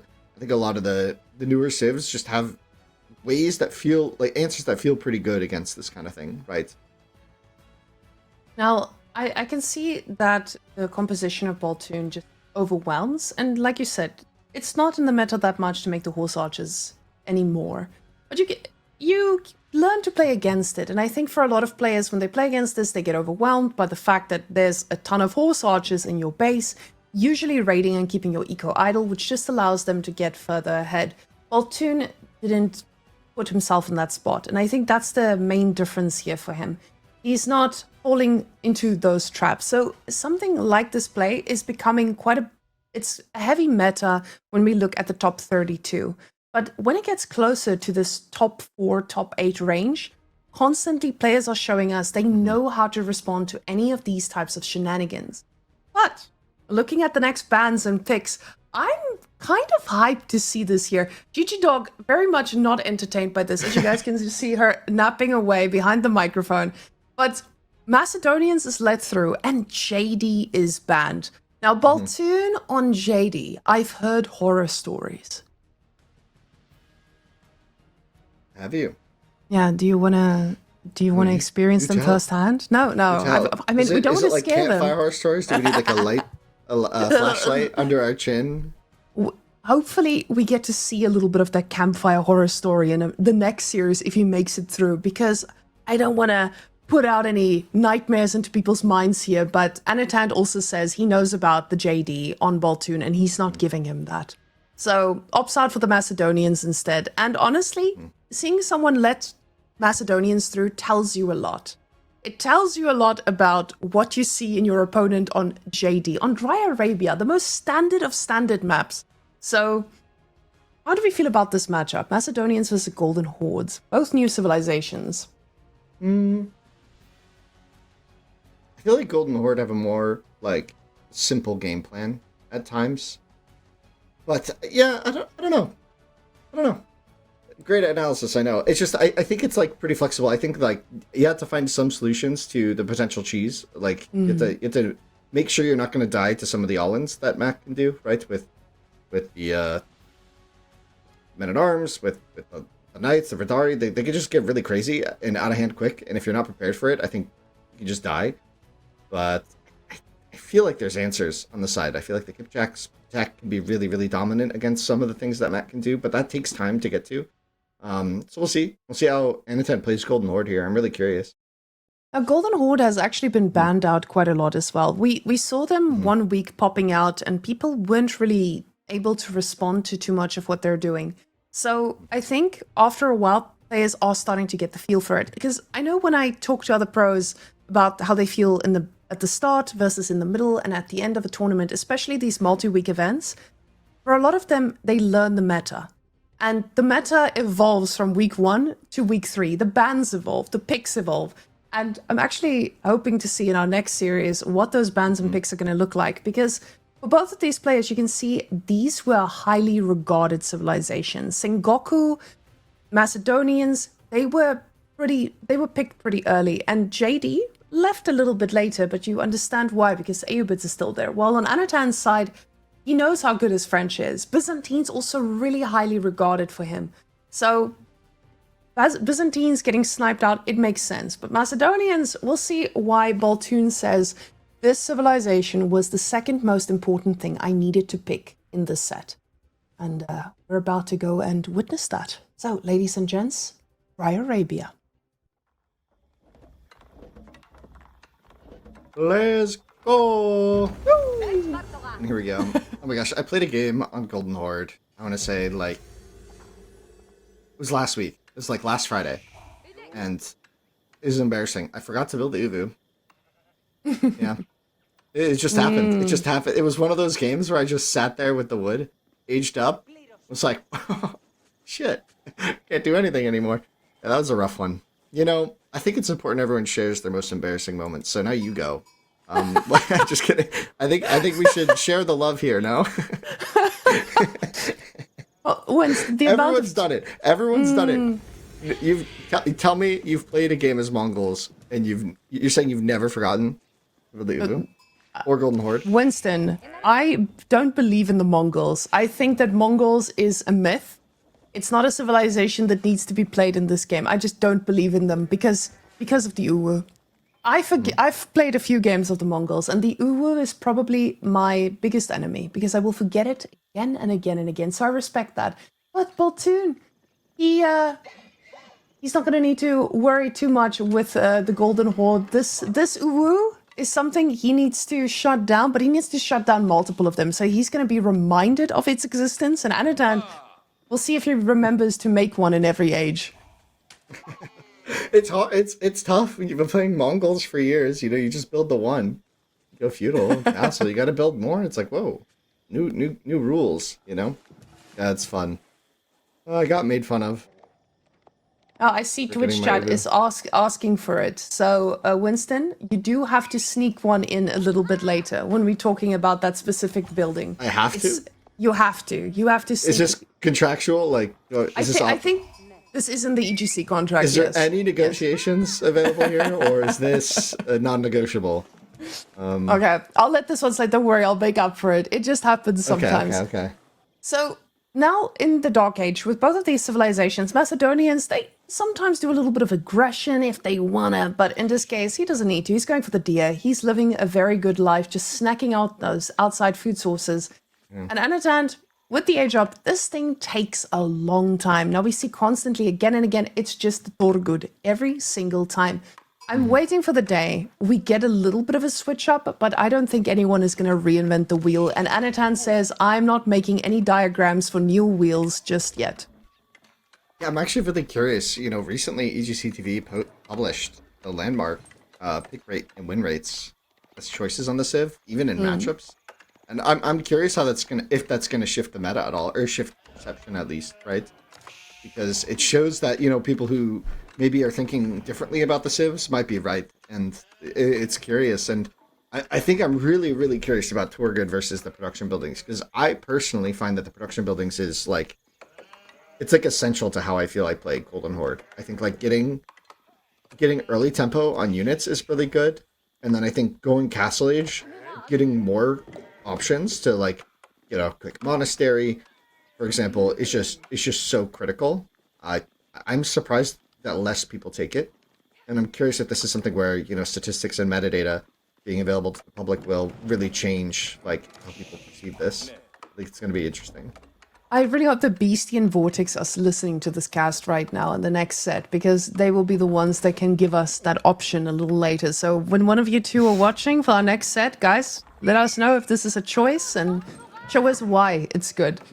But the Imperial Hippodrome, though, Winston, this thing is again and again said to be the best landmark there is, because it gives free stuff, and we love free stuff, especially considering it's, I think, a little bit more than 600 resources you kind of get out of this in free units. Yeah, I mean, it certainly takes time for that to really get in, but it also, I think the champions have a lot of underrated value with the auras, right? Like they really buff up their units, getting move speed and damage, and I think like that benefit on top of also being able to add in horsemen quickly and just be on the map and kind of be annoying. I think these are really important features for Mac to really even have the position they have right now, I think, in the meta, right? Which is, I think a lot of people view them as, pretty dominant in some contexts, right? Maybe not as much so in like this, in the top 4 pro play, which is, what we're quickly approaching here. We're in the semifinals of a qualifier, right? So this is certainly putting things to the extreme. Now, what I love about this is that Baltune he's making sure that he doesn't get countered by anything that is the natural transition of Golden Horde when they go to Feudal Age. When you go for the Khan and the Torgoods, it's natural. You're going to get the Khan, you're going to get a handful of Torgoods, and you're going to start raiding. Baltune's ready for that. He's going for his own spears. And Winston, you are very welcome to say the names of those guys, but I prefer not to speak. I call them at gears. Okay. I don't think that's right. I think I'm wrong about that. I call them at gears, though. Now, our ad gears are going to get into position. At gear, very, like, you got to get the American ear on the back end of that.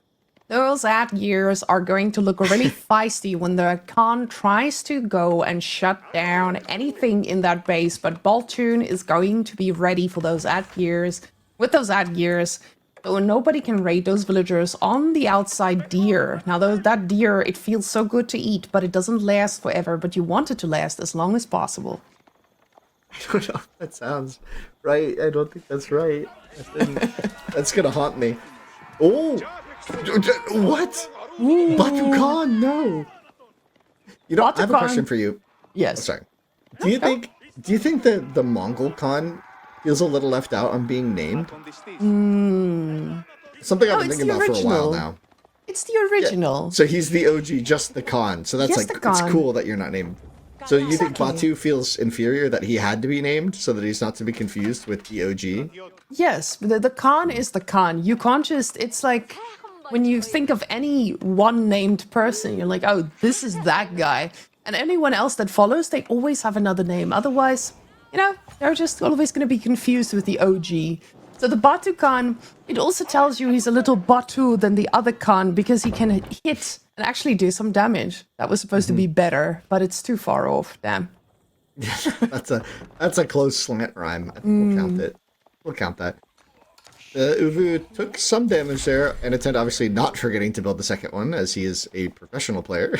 And yeah, we see the at ears coming in to defend against the Torgoods, and yeah, Torgoods not really able to get much value here. They're not too good for these types of fights, especially because they have a little bit of lower damage. No, putting that in the law. This is a new contract. We need a new one. No more puns. Okay, I will refrain from any puns. I promise, guys. Sorry, Twitch chat. I feel like I need to apologize to you guys as well.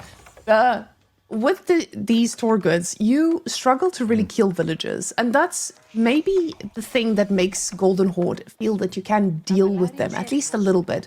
But Anotand is floating quite a bit of wood here. And this begs the question, are we transitioning to something? No, we're getting us... Is that just an extra uwu that costs all that wood?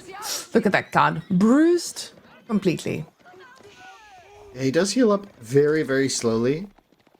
So he'll be healthy eventually. I wonder if it's better to trade him, just train a new one. Maybe, I don't know. That's definitely not the answer, but something you think about when they're at like 10 HP. It's like just running around, not really achieving too much right now. Maybe having full health would give you more options, but you never know. It's probably best to do this.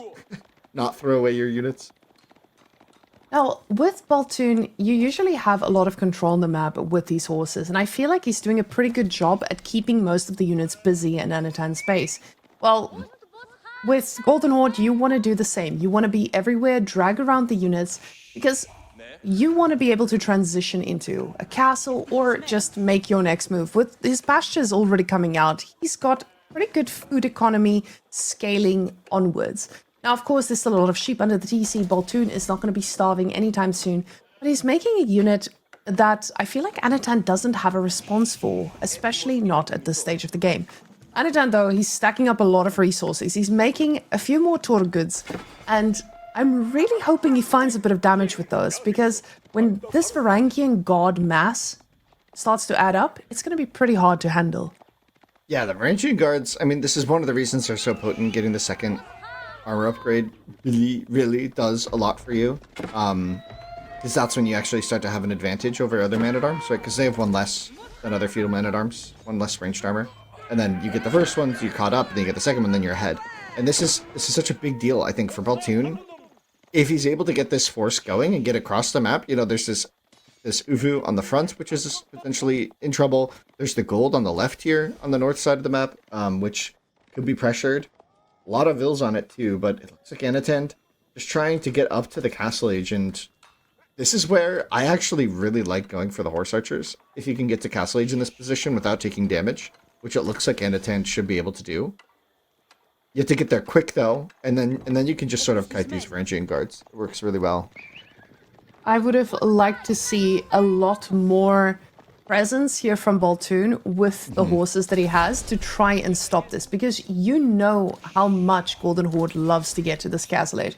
On the other hand, Macedonian Dynasty, they have exactly the same situation. Muscovy Yasak is going to be the age up of choice, and with the Macedonians, we all know they're just going to go for a nice Golden Horn Tower to make sure that you get all those free crossbows. Yep. Trouble in paradise. We're gonna have to garrison, but there's Torguds here. This is potentially going to be a lot of damage. Now, Baltune, it doesn't look like he's going to bring his units back. Maybe just send a few Akirs there. Yeah, he's peeling off the Akirs, it looks like. Well, moving forward, this is the main timing of the max when they do this, right? Is you get all the Varangian guards, and then you get the Radari. And the Radari, I believe it's the one that grants the move speed, right? Which, it gets kind of crazy, right? It gets crazy. Now, and here's the second armor. It's about... Yes, this is going to take a while, so the moment the age up comes through, this armor should be coming through as well. And I feel like this is that moment where Anotand might be in a little bit of danger here. Because at this point, he wouldn't be able to have made any Castle Age units, and you're going to have to deal with that extra bit of armor. And you see already, Anotand pushed off of that gold, and the problem with this spawn is all of his golds are on this side. Those Varangian guards, they can take a punch.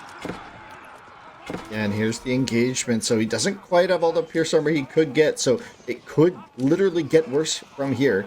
And there's not enough room at the end. You're going to have to ungarrison some villas to make space for others. The Torguds take the engagement. More Torguds now are coming to reinforce, but the archers are just trying to kite, trying to buy time against these Varangian guards. The final armor is going to give them 5% HP and 1/1 armor. This could going to be huge here in this feudal age, kind of all-in position here. It doesn't look like Baltune's got much of a plan. Outside of this, the Torguds take an engagement against half of them. Oh boy. Oh boy, here's the Castle Age. Probably crossbows, the first thing being queued up. Anotand is overwhelmed completely with this, and he's getting the Springald emplacement first. He says that's going to be the thing that takes them down, but he needs to get some kind of unit that actually handles this. He's making none. I think he's a little overwhelmed right now, Winston. This poor man. He's got no food. The food situation means you would only be able to afford a single crossbow, but I don't think he's thinking about that just yet. Poor man is completely... The engagement.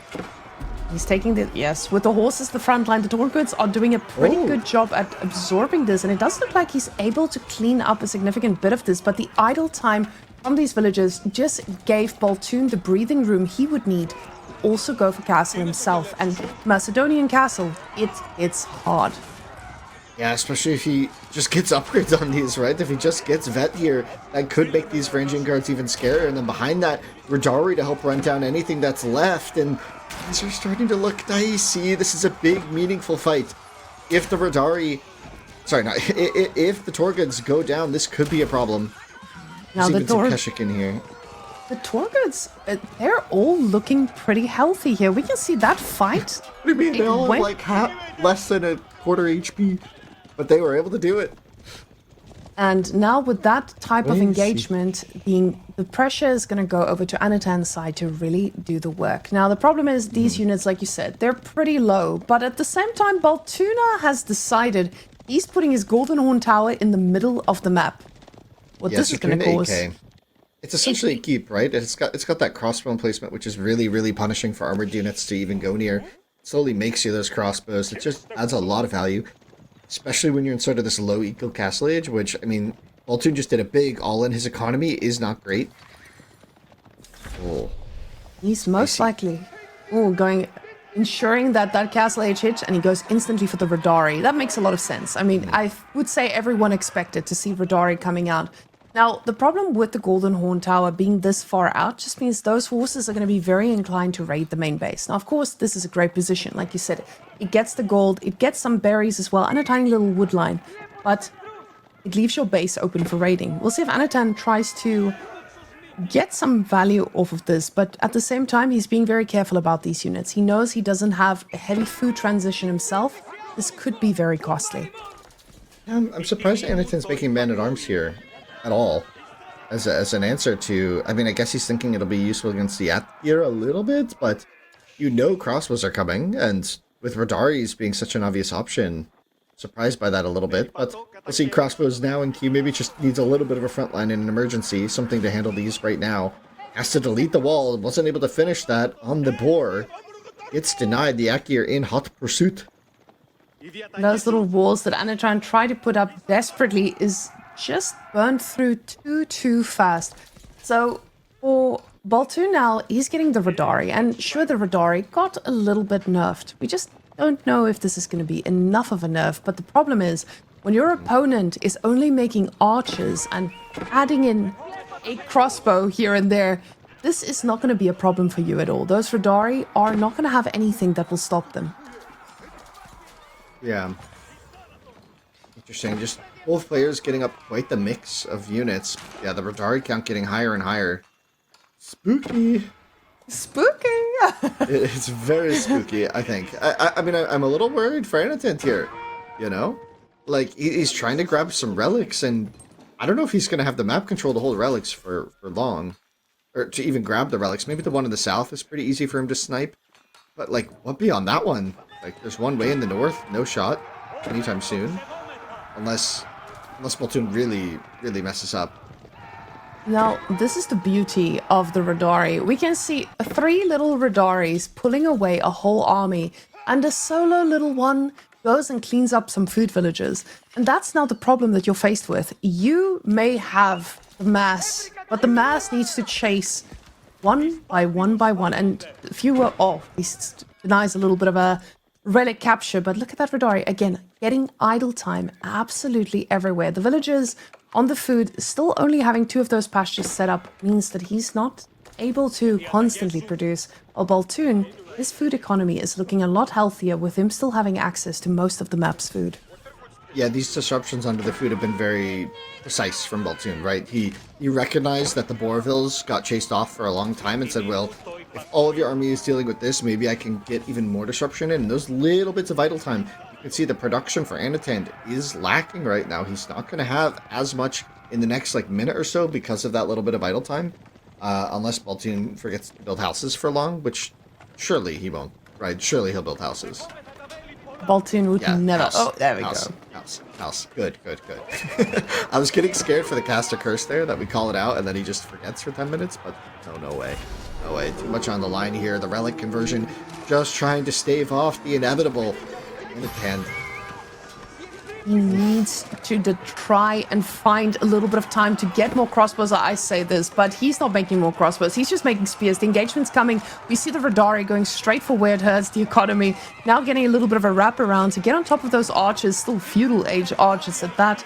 But it feels like the army is melting like butter. Baltune coming in with a hot blade. And no Uwu is going to save Anotand tonight. I felt like we were running out of time. You had to get that in. I understand. It's compulsory, as someone in Twitch chat said. It is, I guess. And yeah, so that's it. That's the game. That's all she wrote. Anotand is taken to game 5 by Baltune. This is quite the series we got. I am so impressed with Baltune. Baltuna, our goat. Twitch chat, is this the goat? The singular goat man taking down Anotand, but they're down to their final map, right? So now at this point, both of them on equal footing, they need to cook something up for this. And it looked like it was going to be a straight 3-0 with the way Anotand was playing. But Baltune, he's ready for that reverse sweep. The Swedish man is ready for a big fight. Anotand, he's got a huge hill to climb. I want to say props to Baltune for not letting the boom, boom, boom of game 2 get to his head and really locking it down. I think it's clear he's locked in here in these 2 games where, you know, the raids did not get to him too much. Everything that kind of went wrong in game 1 and maybe game 2 was a bit of a just trying something and seeing if it worked, and it clearly didn't. And here in game 3, things are looking better. And now game 4, things are looking way better. I feel like the way Baltune is playing, he's just saying pow, pow, pow, and making sure to break through anything Anotand throws his way. He knows exactly where to land, what the strength is of his units. And this one engagement, he went straight under that TC to ensure that he gets the maximum amount of damage. I mean, a lot of the times you do see players overcommitting. Baltune is showing us it's not an overcommitment. He knows exactly how much he needs to put in there. Yeah, I mean, this is what Mac are so feared of. Like even on just the ladder, right? Like let alone tournament play, right? Like seeing Baltune pull that off like pretty well, like right? Like this was clean. He got the timing almost exact. I would say that the second armor tech was like 40 seconds late. That's like really it. And like come on, like at that point you're nitpicking so much, right? Like when the Radari champion came out, he had like 13 or 14 of these ranging guards on the field. He just walks over and idled Anotand's economy the entire time. It was so much value, so much power. And yeah, here you can see the final fight. Just not much to be done against overwhelming forces, not able to get the upgrades, just trying to barely hang on with the Muscovite recruits. Wasn't quite enough, and now we're tied up 2-2. And it's Hill and Dale. Ooh, the Hill and Dale plays we've seen out of top games recently has been so spicy. I remember the days when we had maps, I would say Lipany and Hill and Dale being pretty equal to each other in that regard. We got 1 hour plus games. And sure, Hill and Dale is a map where you do get to those interactions, but players have been all up in your face every single time. And we do have a little bit of a favorable matchup, I would say here. And that is JD against Delhi. JD has reigned supreme for quite a while. The Ghazi Raiders, right, they have maces. They do a little bit of bonus damage to armored units, but pound for pound, a knight just feels a lot better when it hits into a Ghazi. And especially with time, JD will have that discount on them as well. Yeah, it all sort of just adds up, right? I think the hope is that you can use the Ghazi to snipe JD at the start of the fight, but that's really banking on Baltune messing up like a lot, right? Like a lot. And I don't think that really happens that easily if you're a player who's just paying attention. And I think Baltune will not let that happen easily unless we see something crazy happening. And if JD's able to stay alive, get off her core abilities, keep the knights like nice and healthy with the heal, keep everything going, keep everything smooth, and get into that castle age, the timing can get really oppressive. And typically where Delhi needs to win is with that snowball, right? They need to get the secrets, they need to get things rolling, and that could be where, like you said, just the sheer factor of the knights, it feels like it's going to be enough. And we'll see. We'll see. We'll Indeedly see. do. As Indeed. we as we see those spawns being a little bit spread out here for poor Mr. Baltune with that forward gold. Now, you're still going to be up against the man who loves to make Ghazis, right? This is still a real threat. And Ghazi Raiders, they do run faster than knights. So having a gold this far out, it feels difficult to handle. While on the other side, Anotand's base is in a position where... Oh, wait, I just saw that the names were switched around and now I'm all confused for a second here. Baltune is the one on JD. Yes, okay. So yes, he is going to get raided by Ghazis. Ooh, guys, the names being on the opposite side is throwing me off completely. But this spawn over here, it feels like you can make this a little bit more protected, a little bit easier. Oh, we're back. Surprise. It's okay. Guys, remember to blame Cow in the chat. Exclamation mark blame. Thank you very much. Poor Cal. He's doing a great job, Flamin. I gotta blame him, you know? He works hard, but he doesn't put our Chad's name in the right position for us to make sure that we could call those Ghazi Raider hits perfectly. No, we appreciate Cowboys, but we are going to be fighting... Oh, wait, we're getting it. One day, all right, nice. And then we will all be donezo, because without this man... EGC's broadcast will just not hit the same. And also, possibly a Homestead Cups stream will not look as nice either. This man makes all the things come together, but Baltune, he's getting that early wheelbarrow, just like we see normally with the French as well. It does mean that your first knight hits a little bit later, but at the same time, it's on a map that is quite defensive. Yeah, you want economy. It's Hill and Dale. It's one of the OG maps. It's just true, like, there are opportunities to raid sometimes in the early game, but at this stage of AoE4, like realistically, are you going to win a tournament game because your knight got there in time and your opponent wasn't ready? I mean, like, maybe, right? But it doesn't feel like that's the way you're going to set up to, like, win a game. So I agree with Baltune here. Just do the solid standard openings, right? Get things going correctly. Don't try and cheese. You were able to get away with a lot last game with the Macedonians, but that's like on a much different level than hoping a knight gets there 30 seconds earlier and wins the game. Now, with the Dome with the Faith coming out, this is the most standard way of playing this. That's the beauty of these two civilizations. They have a very linear way of playing out, except for that big question of where do we go for food? Because both of them very, very hungry. Your first 10 minutes are usually okay, because you have the safe deer, especially behind your base, and Delhi gets to fall back on that pretty well too. But if you can shut down the night spam, then it becomes a lot harder for Baltune to recover from that. So I feel like Baltune knows how difficult this will be, just not make any mistakes. Anotand is playing a civ that is prone to being a little bit more forgiving with those mistakes. If you run the Ghazis too far, you take them back, you heal up. No victims coming out of there. So it feels a lot better.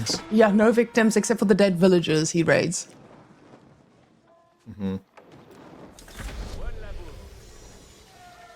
Secret type positioning is pretty fair and even here, right? Like, but Anotand probably was hoping for slightly better spawns for him. That one in the north is going to be hard for him to ever secure, right? The one in the south, he could maybe try and wall, right? Like, wall from the cliff to the edge of the map pretty early. And that could secure as well an extra berry, and maybe even the gold, the 8k, if he needs it. And here we see just a little bit of chip damage, just being annoying. The Anotand special, he doesn't want his scout to just, scout the map. Heck no. It's got a torch, it's got a dagger. Put him to work. See, enough for the front lines here. This is beautiful. Like, for most people, this just looks like, hey, a scout is burning down a building. But what you're doing in essence is if your opponent goes and tries to force drop off any resources, they're going to start repairing. And that usually can cost someone the building they're supposed to build. The wood they've just specifically calculated. You can see there's only one wood in the bank when he starts building that stable. This man was precise and he force drops off. So you doing a little bit of burning can go a long way when you want to delay someone's building or unit with just a few more seconds, which, you know, it does add up at this level. I wonder how long that'll be relevant for.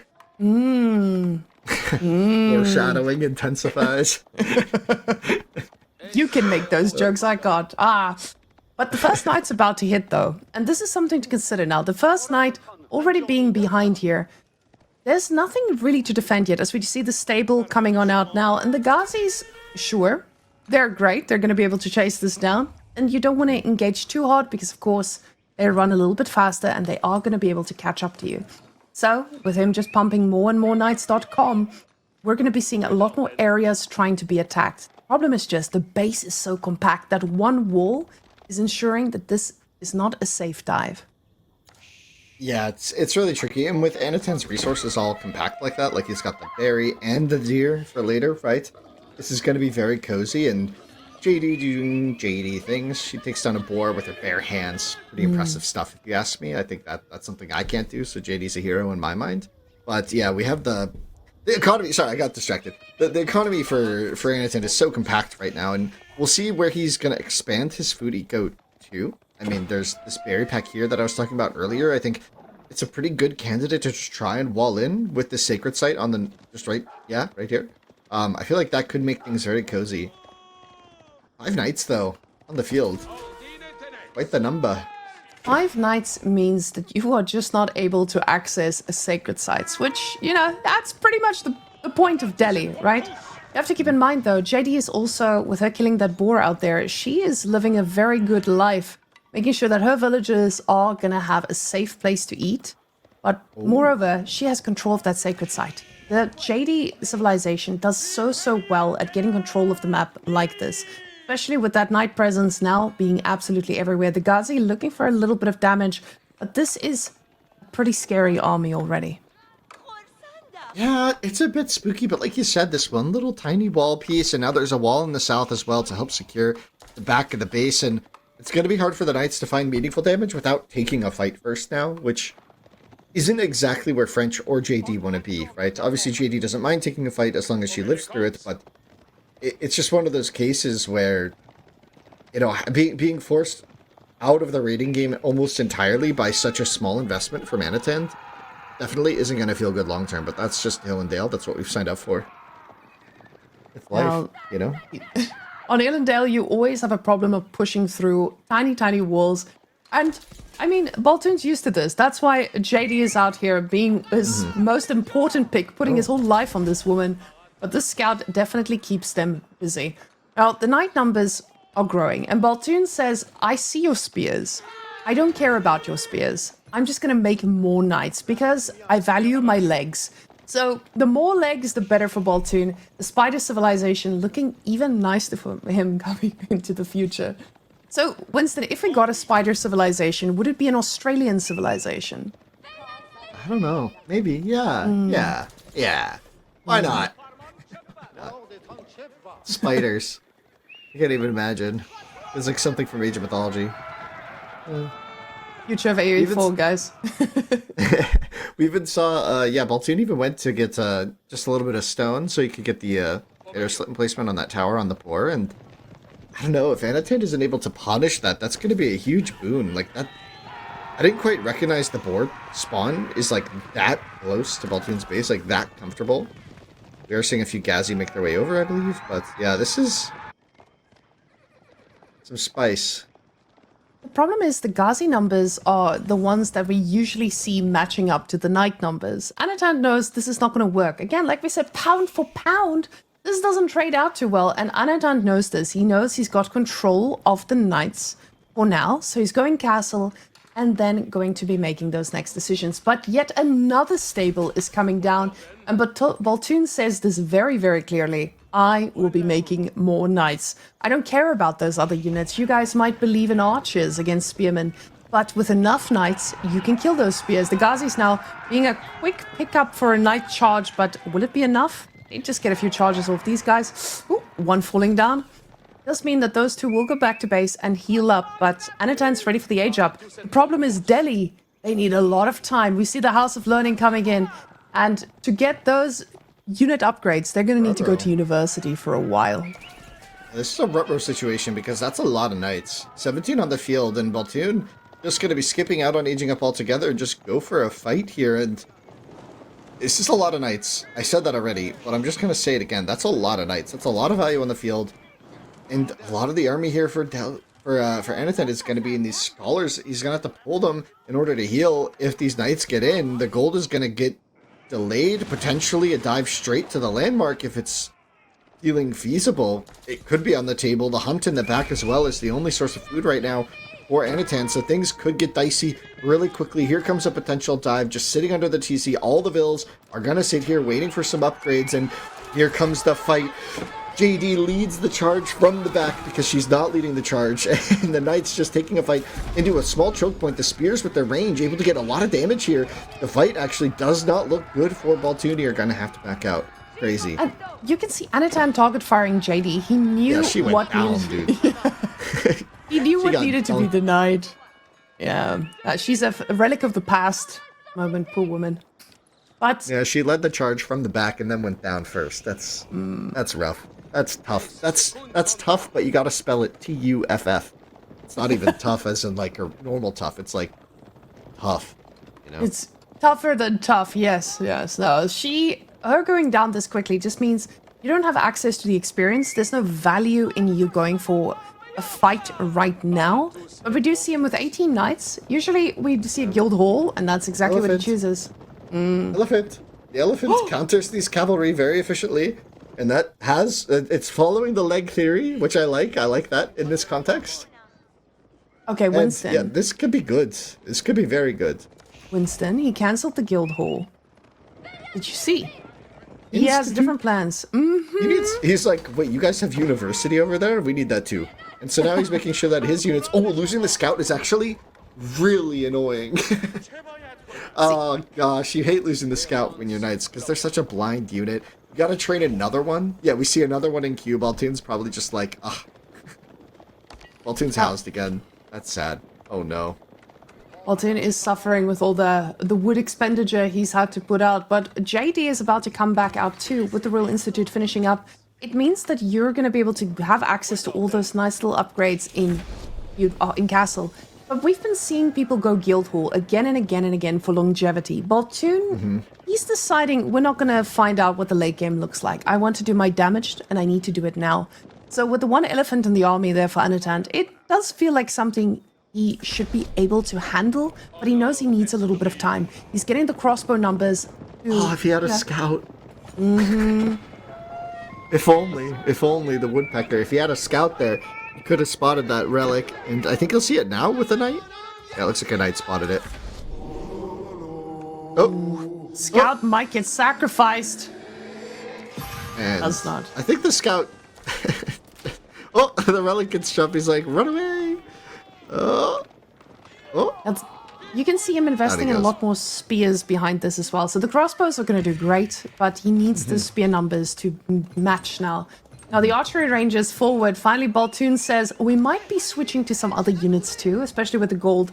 Us needing to get out here, but the Royal Institute upgrades, a Royal Bloodlines is about to hit. And oh my goodness. Oh, is this risky? You could Yes. get trapped. You could get Yes. trapped. You could get trapped. This is a trap. Get the elephant in front. Get the elephant in front. Oh, Now, that could have been a trap. I get excited for traps. They make me excited. That could have been a trap. those knights with Royal Bloodlines, though, they should be able to take quite a bit of damage before going down. And with this, he's going to ask himself, oh, he's housed again. This man, he is struggling to make sure that this population space thing stays expanded. I can see him being a really good Mongol player. It's the AoE 1 special. Getting housed is just like a way of life. Alright, let's see. And this is really dicey because he's really banking on the Ellen. Like you mentioned, no guild hall. He's invested heavily into Royal Bloodlines here. He's just trying to use the natural resources on the map. He's not going to be doing a farm transition anytime soon, at least not for the short period in the next couple of minutes, right? Whereas Anotand, he's got the elephant, he's got the scholars, not on the field. The scholars are still doing their techie tech stuff, right? They're still researching away. There's only a few in the army here, and I'm wondering if Anotand is going to sense the pressure here and feel the need to pop the scholars out and get that healing in the battle, because if Baltune goes for the all-in, and notably Baltune is housed again, if he goes for the all-in with 80 population, we could see something spicy. Anotand's population is just telling us he has invested a lot, with those villager counts being almost dead even. And you know, the beauty of that villager count is the fact that these villages are uneven purely because Baltune got housed a few times. You see the crossbows being stuck in those archery ranges just because there's no population space. And it shows you Baltune, he's feeling the pressure. He knows it's all or nothing in this, and it's so easy to get caught up in this. Builds a house, but I hope there's a second one in queue, because that's just one crossbow pop space, and he needs a little bit more. Now, Anotand's still 2 villagers ahead, while not killing a single thing. Yeah, this is getting scary, right? Anotand's population, it looks like he's super duper ahead, and that's because he is. This is a really good position for Anotand. He's able to secure more and more map with these small walls, which is just going to keep things out. He has more crossbows on the field. He's going to feel confident about. The Knights aren't going to find good engagements here. There's plenty of stone. We're going to get a keep drop soon, somewhere vital, maybe right here in the middle of this fight. The Knights go for the charge. There is a relic for the conversion, so the Knights will have to leave unless the crossbows are committed further in. And no, they're not. The Knights have to leave. They're so low. They go down. Everything's going to fall apart here for Baltune as his army count dwindles. And JD with a sliver of health, 1 HP and a dream, and she makes it out alive, but to what avail? What is this going to even accomplish? And Anotand in firm position now. Most of those Castle Age techs have come through. The economy is looking good. The blacksmith, just a little bit of work to be done there. The House of Learning almost done with its critical techs. You know, we're really just onto the healing tech now. Like, really, this isn't that crazy. And to keep in the middle of the map, women. Anotand, who is going to get to the semis? Ooh, Anotand just really making sure that he... Baltune knows JD should not be the pick you put your whole life on, as he is convincingly taking some of these fights. He knew exactly how much to put in here, but JD standing very far forward every single time. This keep, though, it's going to come up, but it might cost him... Never mind, I was going to say it's cost him a village or two, but with the units he's got here, he's trying to make the most of it. Crossbows are frontlining. JD does go down, though. He goes down. We might need to see a buyback right away, but I don't even know if we can afford that. Yeah, we can't afford it. Can't afford it. And this keep on the center means the first sacred site for Delhi is coming into control. We even see him grabbing the sacred site on the north, I believe, right now. He's capturing that one with a sneaky... Oh, that's debate. Come on. That's crazy. That's crazy bait. That's crazy. Anyway. Ignore me. Well, dude, he is doing a pretty decent job at making crossbows. But now the whole point of him going for the Royal Institute was damage. Knights. Lots of damage with those knights. And now the knight numbers are non-existent because the food is running out all around. He had access to the boar. He's on those deer now. But what happens after that? Delhi is in a position where they are just living their best life. And soon enough we'll get village fortresses too. Which just means that even though they're ahead already, they can get even further ahead with all of that. But there's a trebuchet on the field already. Winston, this is going to be a tough one for Baltune to answer to, because he's making a trebuchet himself, but this is going to take a while.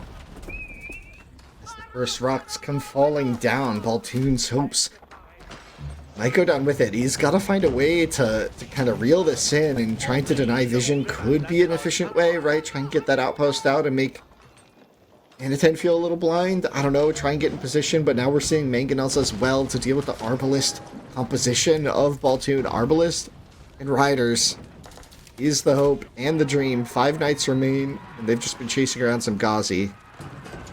Oh boy. Oh boy, indeed. These archery ranges at the front, they are sitting ducks, but we do see him trying to repair these as the time goes on. It feels like Baltune is waiting for something to be able to take this. And I don't know what that something is. He might be cooking something we don't understand just yet. Economy, but the economy is not really getting to a spot where it will change the game. I mean, that's all he can do, right? Is wait for wait for the position to get a little better, right? Just try and stall. Because if Anotand just took a fight, I mean, I guess the Arbalest count is very high now. I guess it is. That's the hope, I guess, is you create a death ball, get enough trebs to start forcing the fights in the middle. But, I don't know, Delhi's good at death balls. They're good at responding to it on a whim, right? Because they can just pull out the Scholars and get them in a position to heal everything. And Anotand is moving ahead even without Scholars. He's just saying, let's fight. Now, this might be a very expensive one, but I say that, and those Mangonel shots are pretty good on all these orbs. JD pulling back, ensuring that she doesn't go down instantly. She tries to get a little bit of a hit there on the front line, but Anotand's army mass, we're seeing a very clear story. Anotand, just as Gigi Dog had predicted, is ready to take his spot in the finals for the next game. Baltune trying to give it his all, though. Trying to get a few shots off, but it's so difficult here. JD trying to just take care of everything on the front line, but she's being taken care of. Trebuchet's now firing at some spears, too. Baltune knows this is it, but honestly, he put up an amazing fight against the likes of Anotand. Yeah, I mean, getting to game 5 here is really impressive. I think Anotand is honestly an incredible player, right? So it's always hard to face up against him. So I think like it's tough. It's really tough, and yeah, that game seemed really dominant. I think maybe it was the opening being a bit too many knights before Castle Age. Could have been part of the problem, or any eco advancement, right? I think the moment you see that Anotand's base has deer, berry, and gold all on the back and all walled with a forest and a small wall to the south, like, I think either you have to all in aggress on that position, like with before the wall can come up and like really force the issue, or like just gotta match eco for eco, greed for greed. But JD doesn't do great in those positions. JD needs to fight. And Anotand, I think he played very patiently, right? I think a lot of players on Delhi, even on a map like Hill and Dale, will feel very compelled to try and, rush or be rash or bold for the sacred sites. And Anotand was completely comfortable not taking a sacred site until basically the game was over, right? And I think that's something that requires patience and understanding about how a matchup is going. It requires reading how your opponent's playing. And I think he did that very well, and it was really impressive. Oh, he definitely showed us. He knew where to commit to. He knew where to delay, especially when he was going for Castle himself there as well, making just enough spears to handle those knights. And the Scholar pop-out was perfect. Gigi Dog actually got up after that game because she was asking about the result. He did win, actually. It was Anotand. Anotand won. So, was it clean? She lifted those ears, so definitely a happy dog here. But yes, I'm absolutely amazed by how much Baltune has grown over the last few weeks. We will definitely talk about that a little bit later, as Anotand is waiting for us to yap about this last victory. So let's hop on over. You did it! Yo, hello. Yo! So, Anotand, that was wild. You were making it look like it was going to be a 3-0. Did you at some point feel like it was going to be a 3-0? Yeah, like after first 2 games I was a bit relaxed, but Baltune didn't make it easy, right? It was a really tough best of 5, and I'm really glad that I managed to win. It was really hard series, right? For me. Honestly, I was so impressed with how much he was able to push back after you took those first 2. One of my favorite games was on Holy Island, where you were just disgusting with those demo ships. Is this something you practice a lot? Yeah, I think I'm really good at water. Like, a lot of players trying to ban water versus me, especially Holy Island. But it was like a lot of mind games. Like, I was expecting spears, so I put my dog like at the right. Then I thought he will go like versus Myriad, he will go 1 dog fast fiddle age. Then he didn't, and I just need to adapt. Like, it was a lot of mind games beside it, and I was, lucky to see it all. I saw that you were scouting, and the moment you saw his stock, you also went for exactly that. But we're quickly hopping into, there we go. So this first game with the Aeobids, I was worried because, of course, we've seen what Aeobids can do, that momentum. he definitely did a good job at shutting down your pro scouts, but how do you feel about the matchup in general between these two civilizations? I don't know, Marilord was like lost this to Vortex, and then he's like likes to be afraid of this matchup. So I was a bit shaky as well. I was, please don't kill me. Like, I don't mind to play macro game, but I a bit have this timing where he can just punch my face, right? And it's pretty insane. But I managed to survive. I mean, didn't I have would- any thoughts. Yeah. I just like, make units, please survive. Make any unit in the game, please. I don't wanna die. Like, it was my game plan. For whole Honestly, game. it didn't feel like you were just surviving. You were actually on top of him the whole time. You were doing what Aeobids usually does to other people. And that was wild because your lances were everywhere. You were just denying the food, and as we can see here, you were everywhere at the same time. Is this something that you're actively just telling yourself, I just need to keep their units busy so that they can't do this to me? I think like all at top 8 trying to punish, right? In this game you have resources and you like kind of need to move out, right? And yeah, I mean, in top 8 everyone is punishing grid, right? You kind of have to Yes. defend everyone, everything you have. I think LMT is the first one who started to like raid with knights like super extensively, like one knight here, one knight there, and now it's meta, I think. Yeah, he also found a good way of countering it, and that was a great invention of walls, which I felt like Baltune, he added in, but he added it in a little bit late. I felt like you already had him by this point, where you were the one in charge of these pushes. But when we go into game 2, I wanted to ask you about that whole play where Baltune went for not the Abbey of Kings. Was this something we see in any of your games before? Or is this a brand new, I would not say brand new strategy, but for this season, is this something you've seen? I never saw it.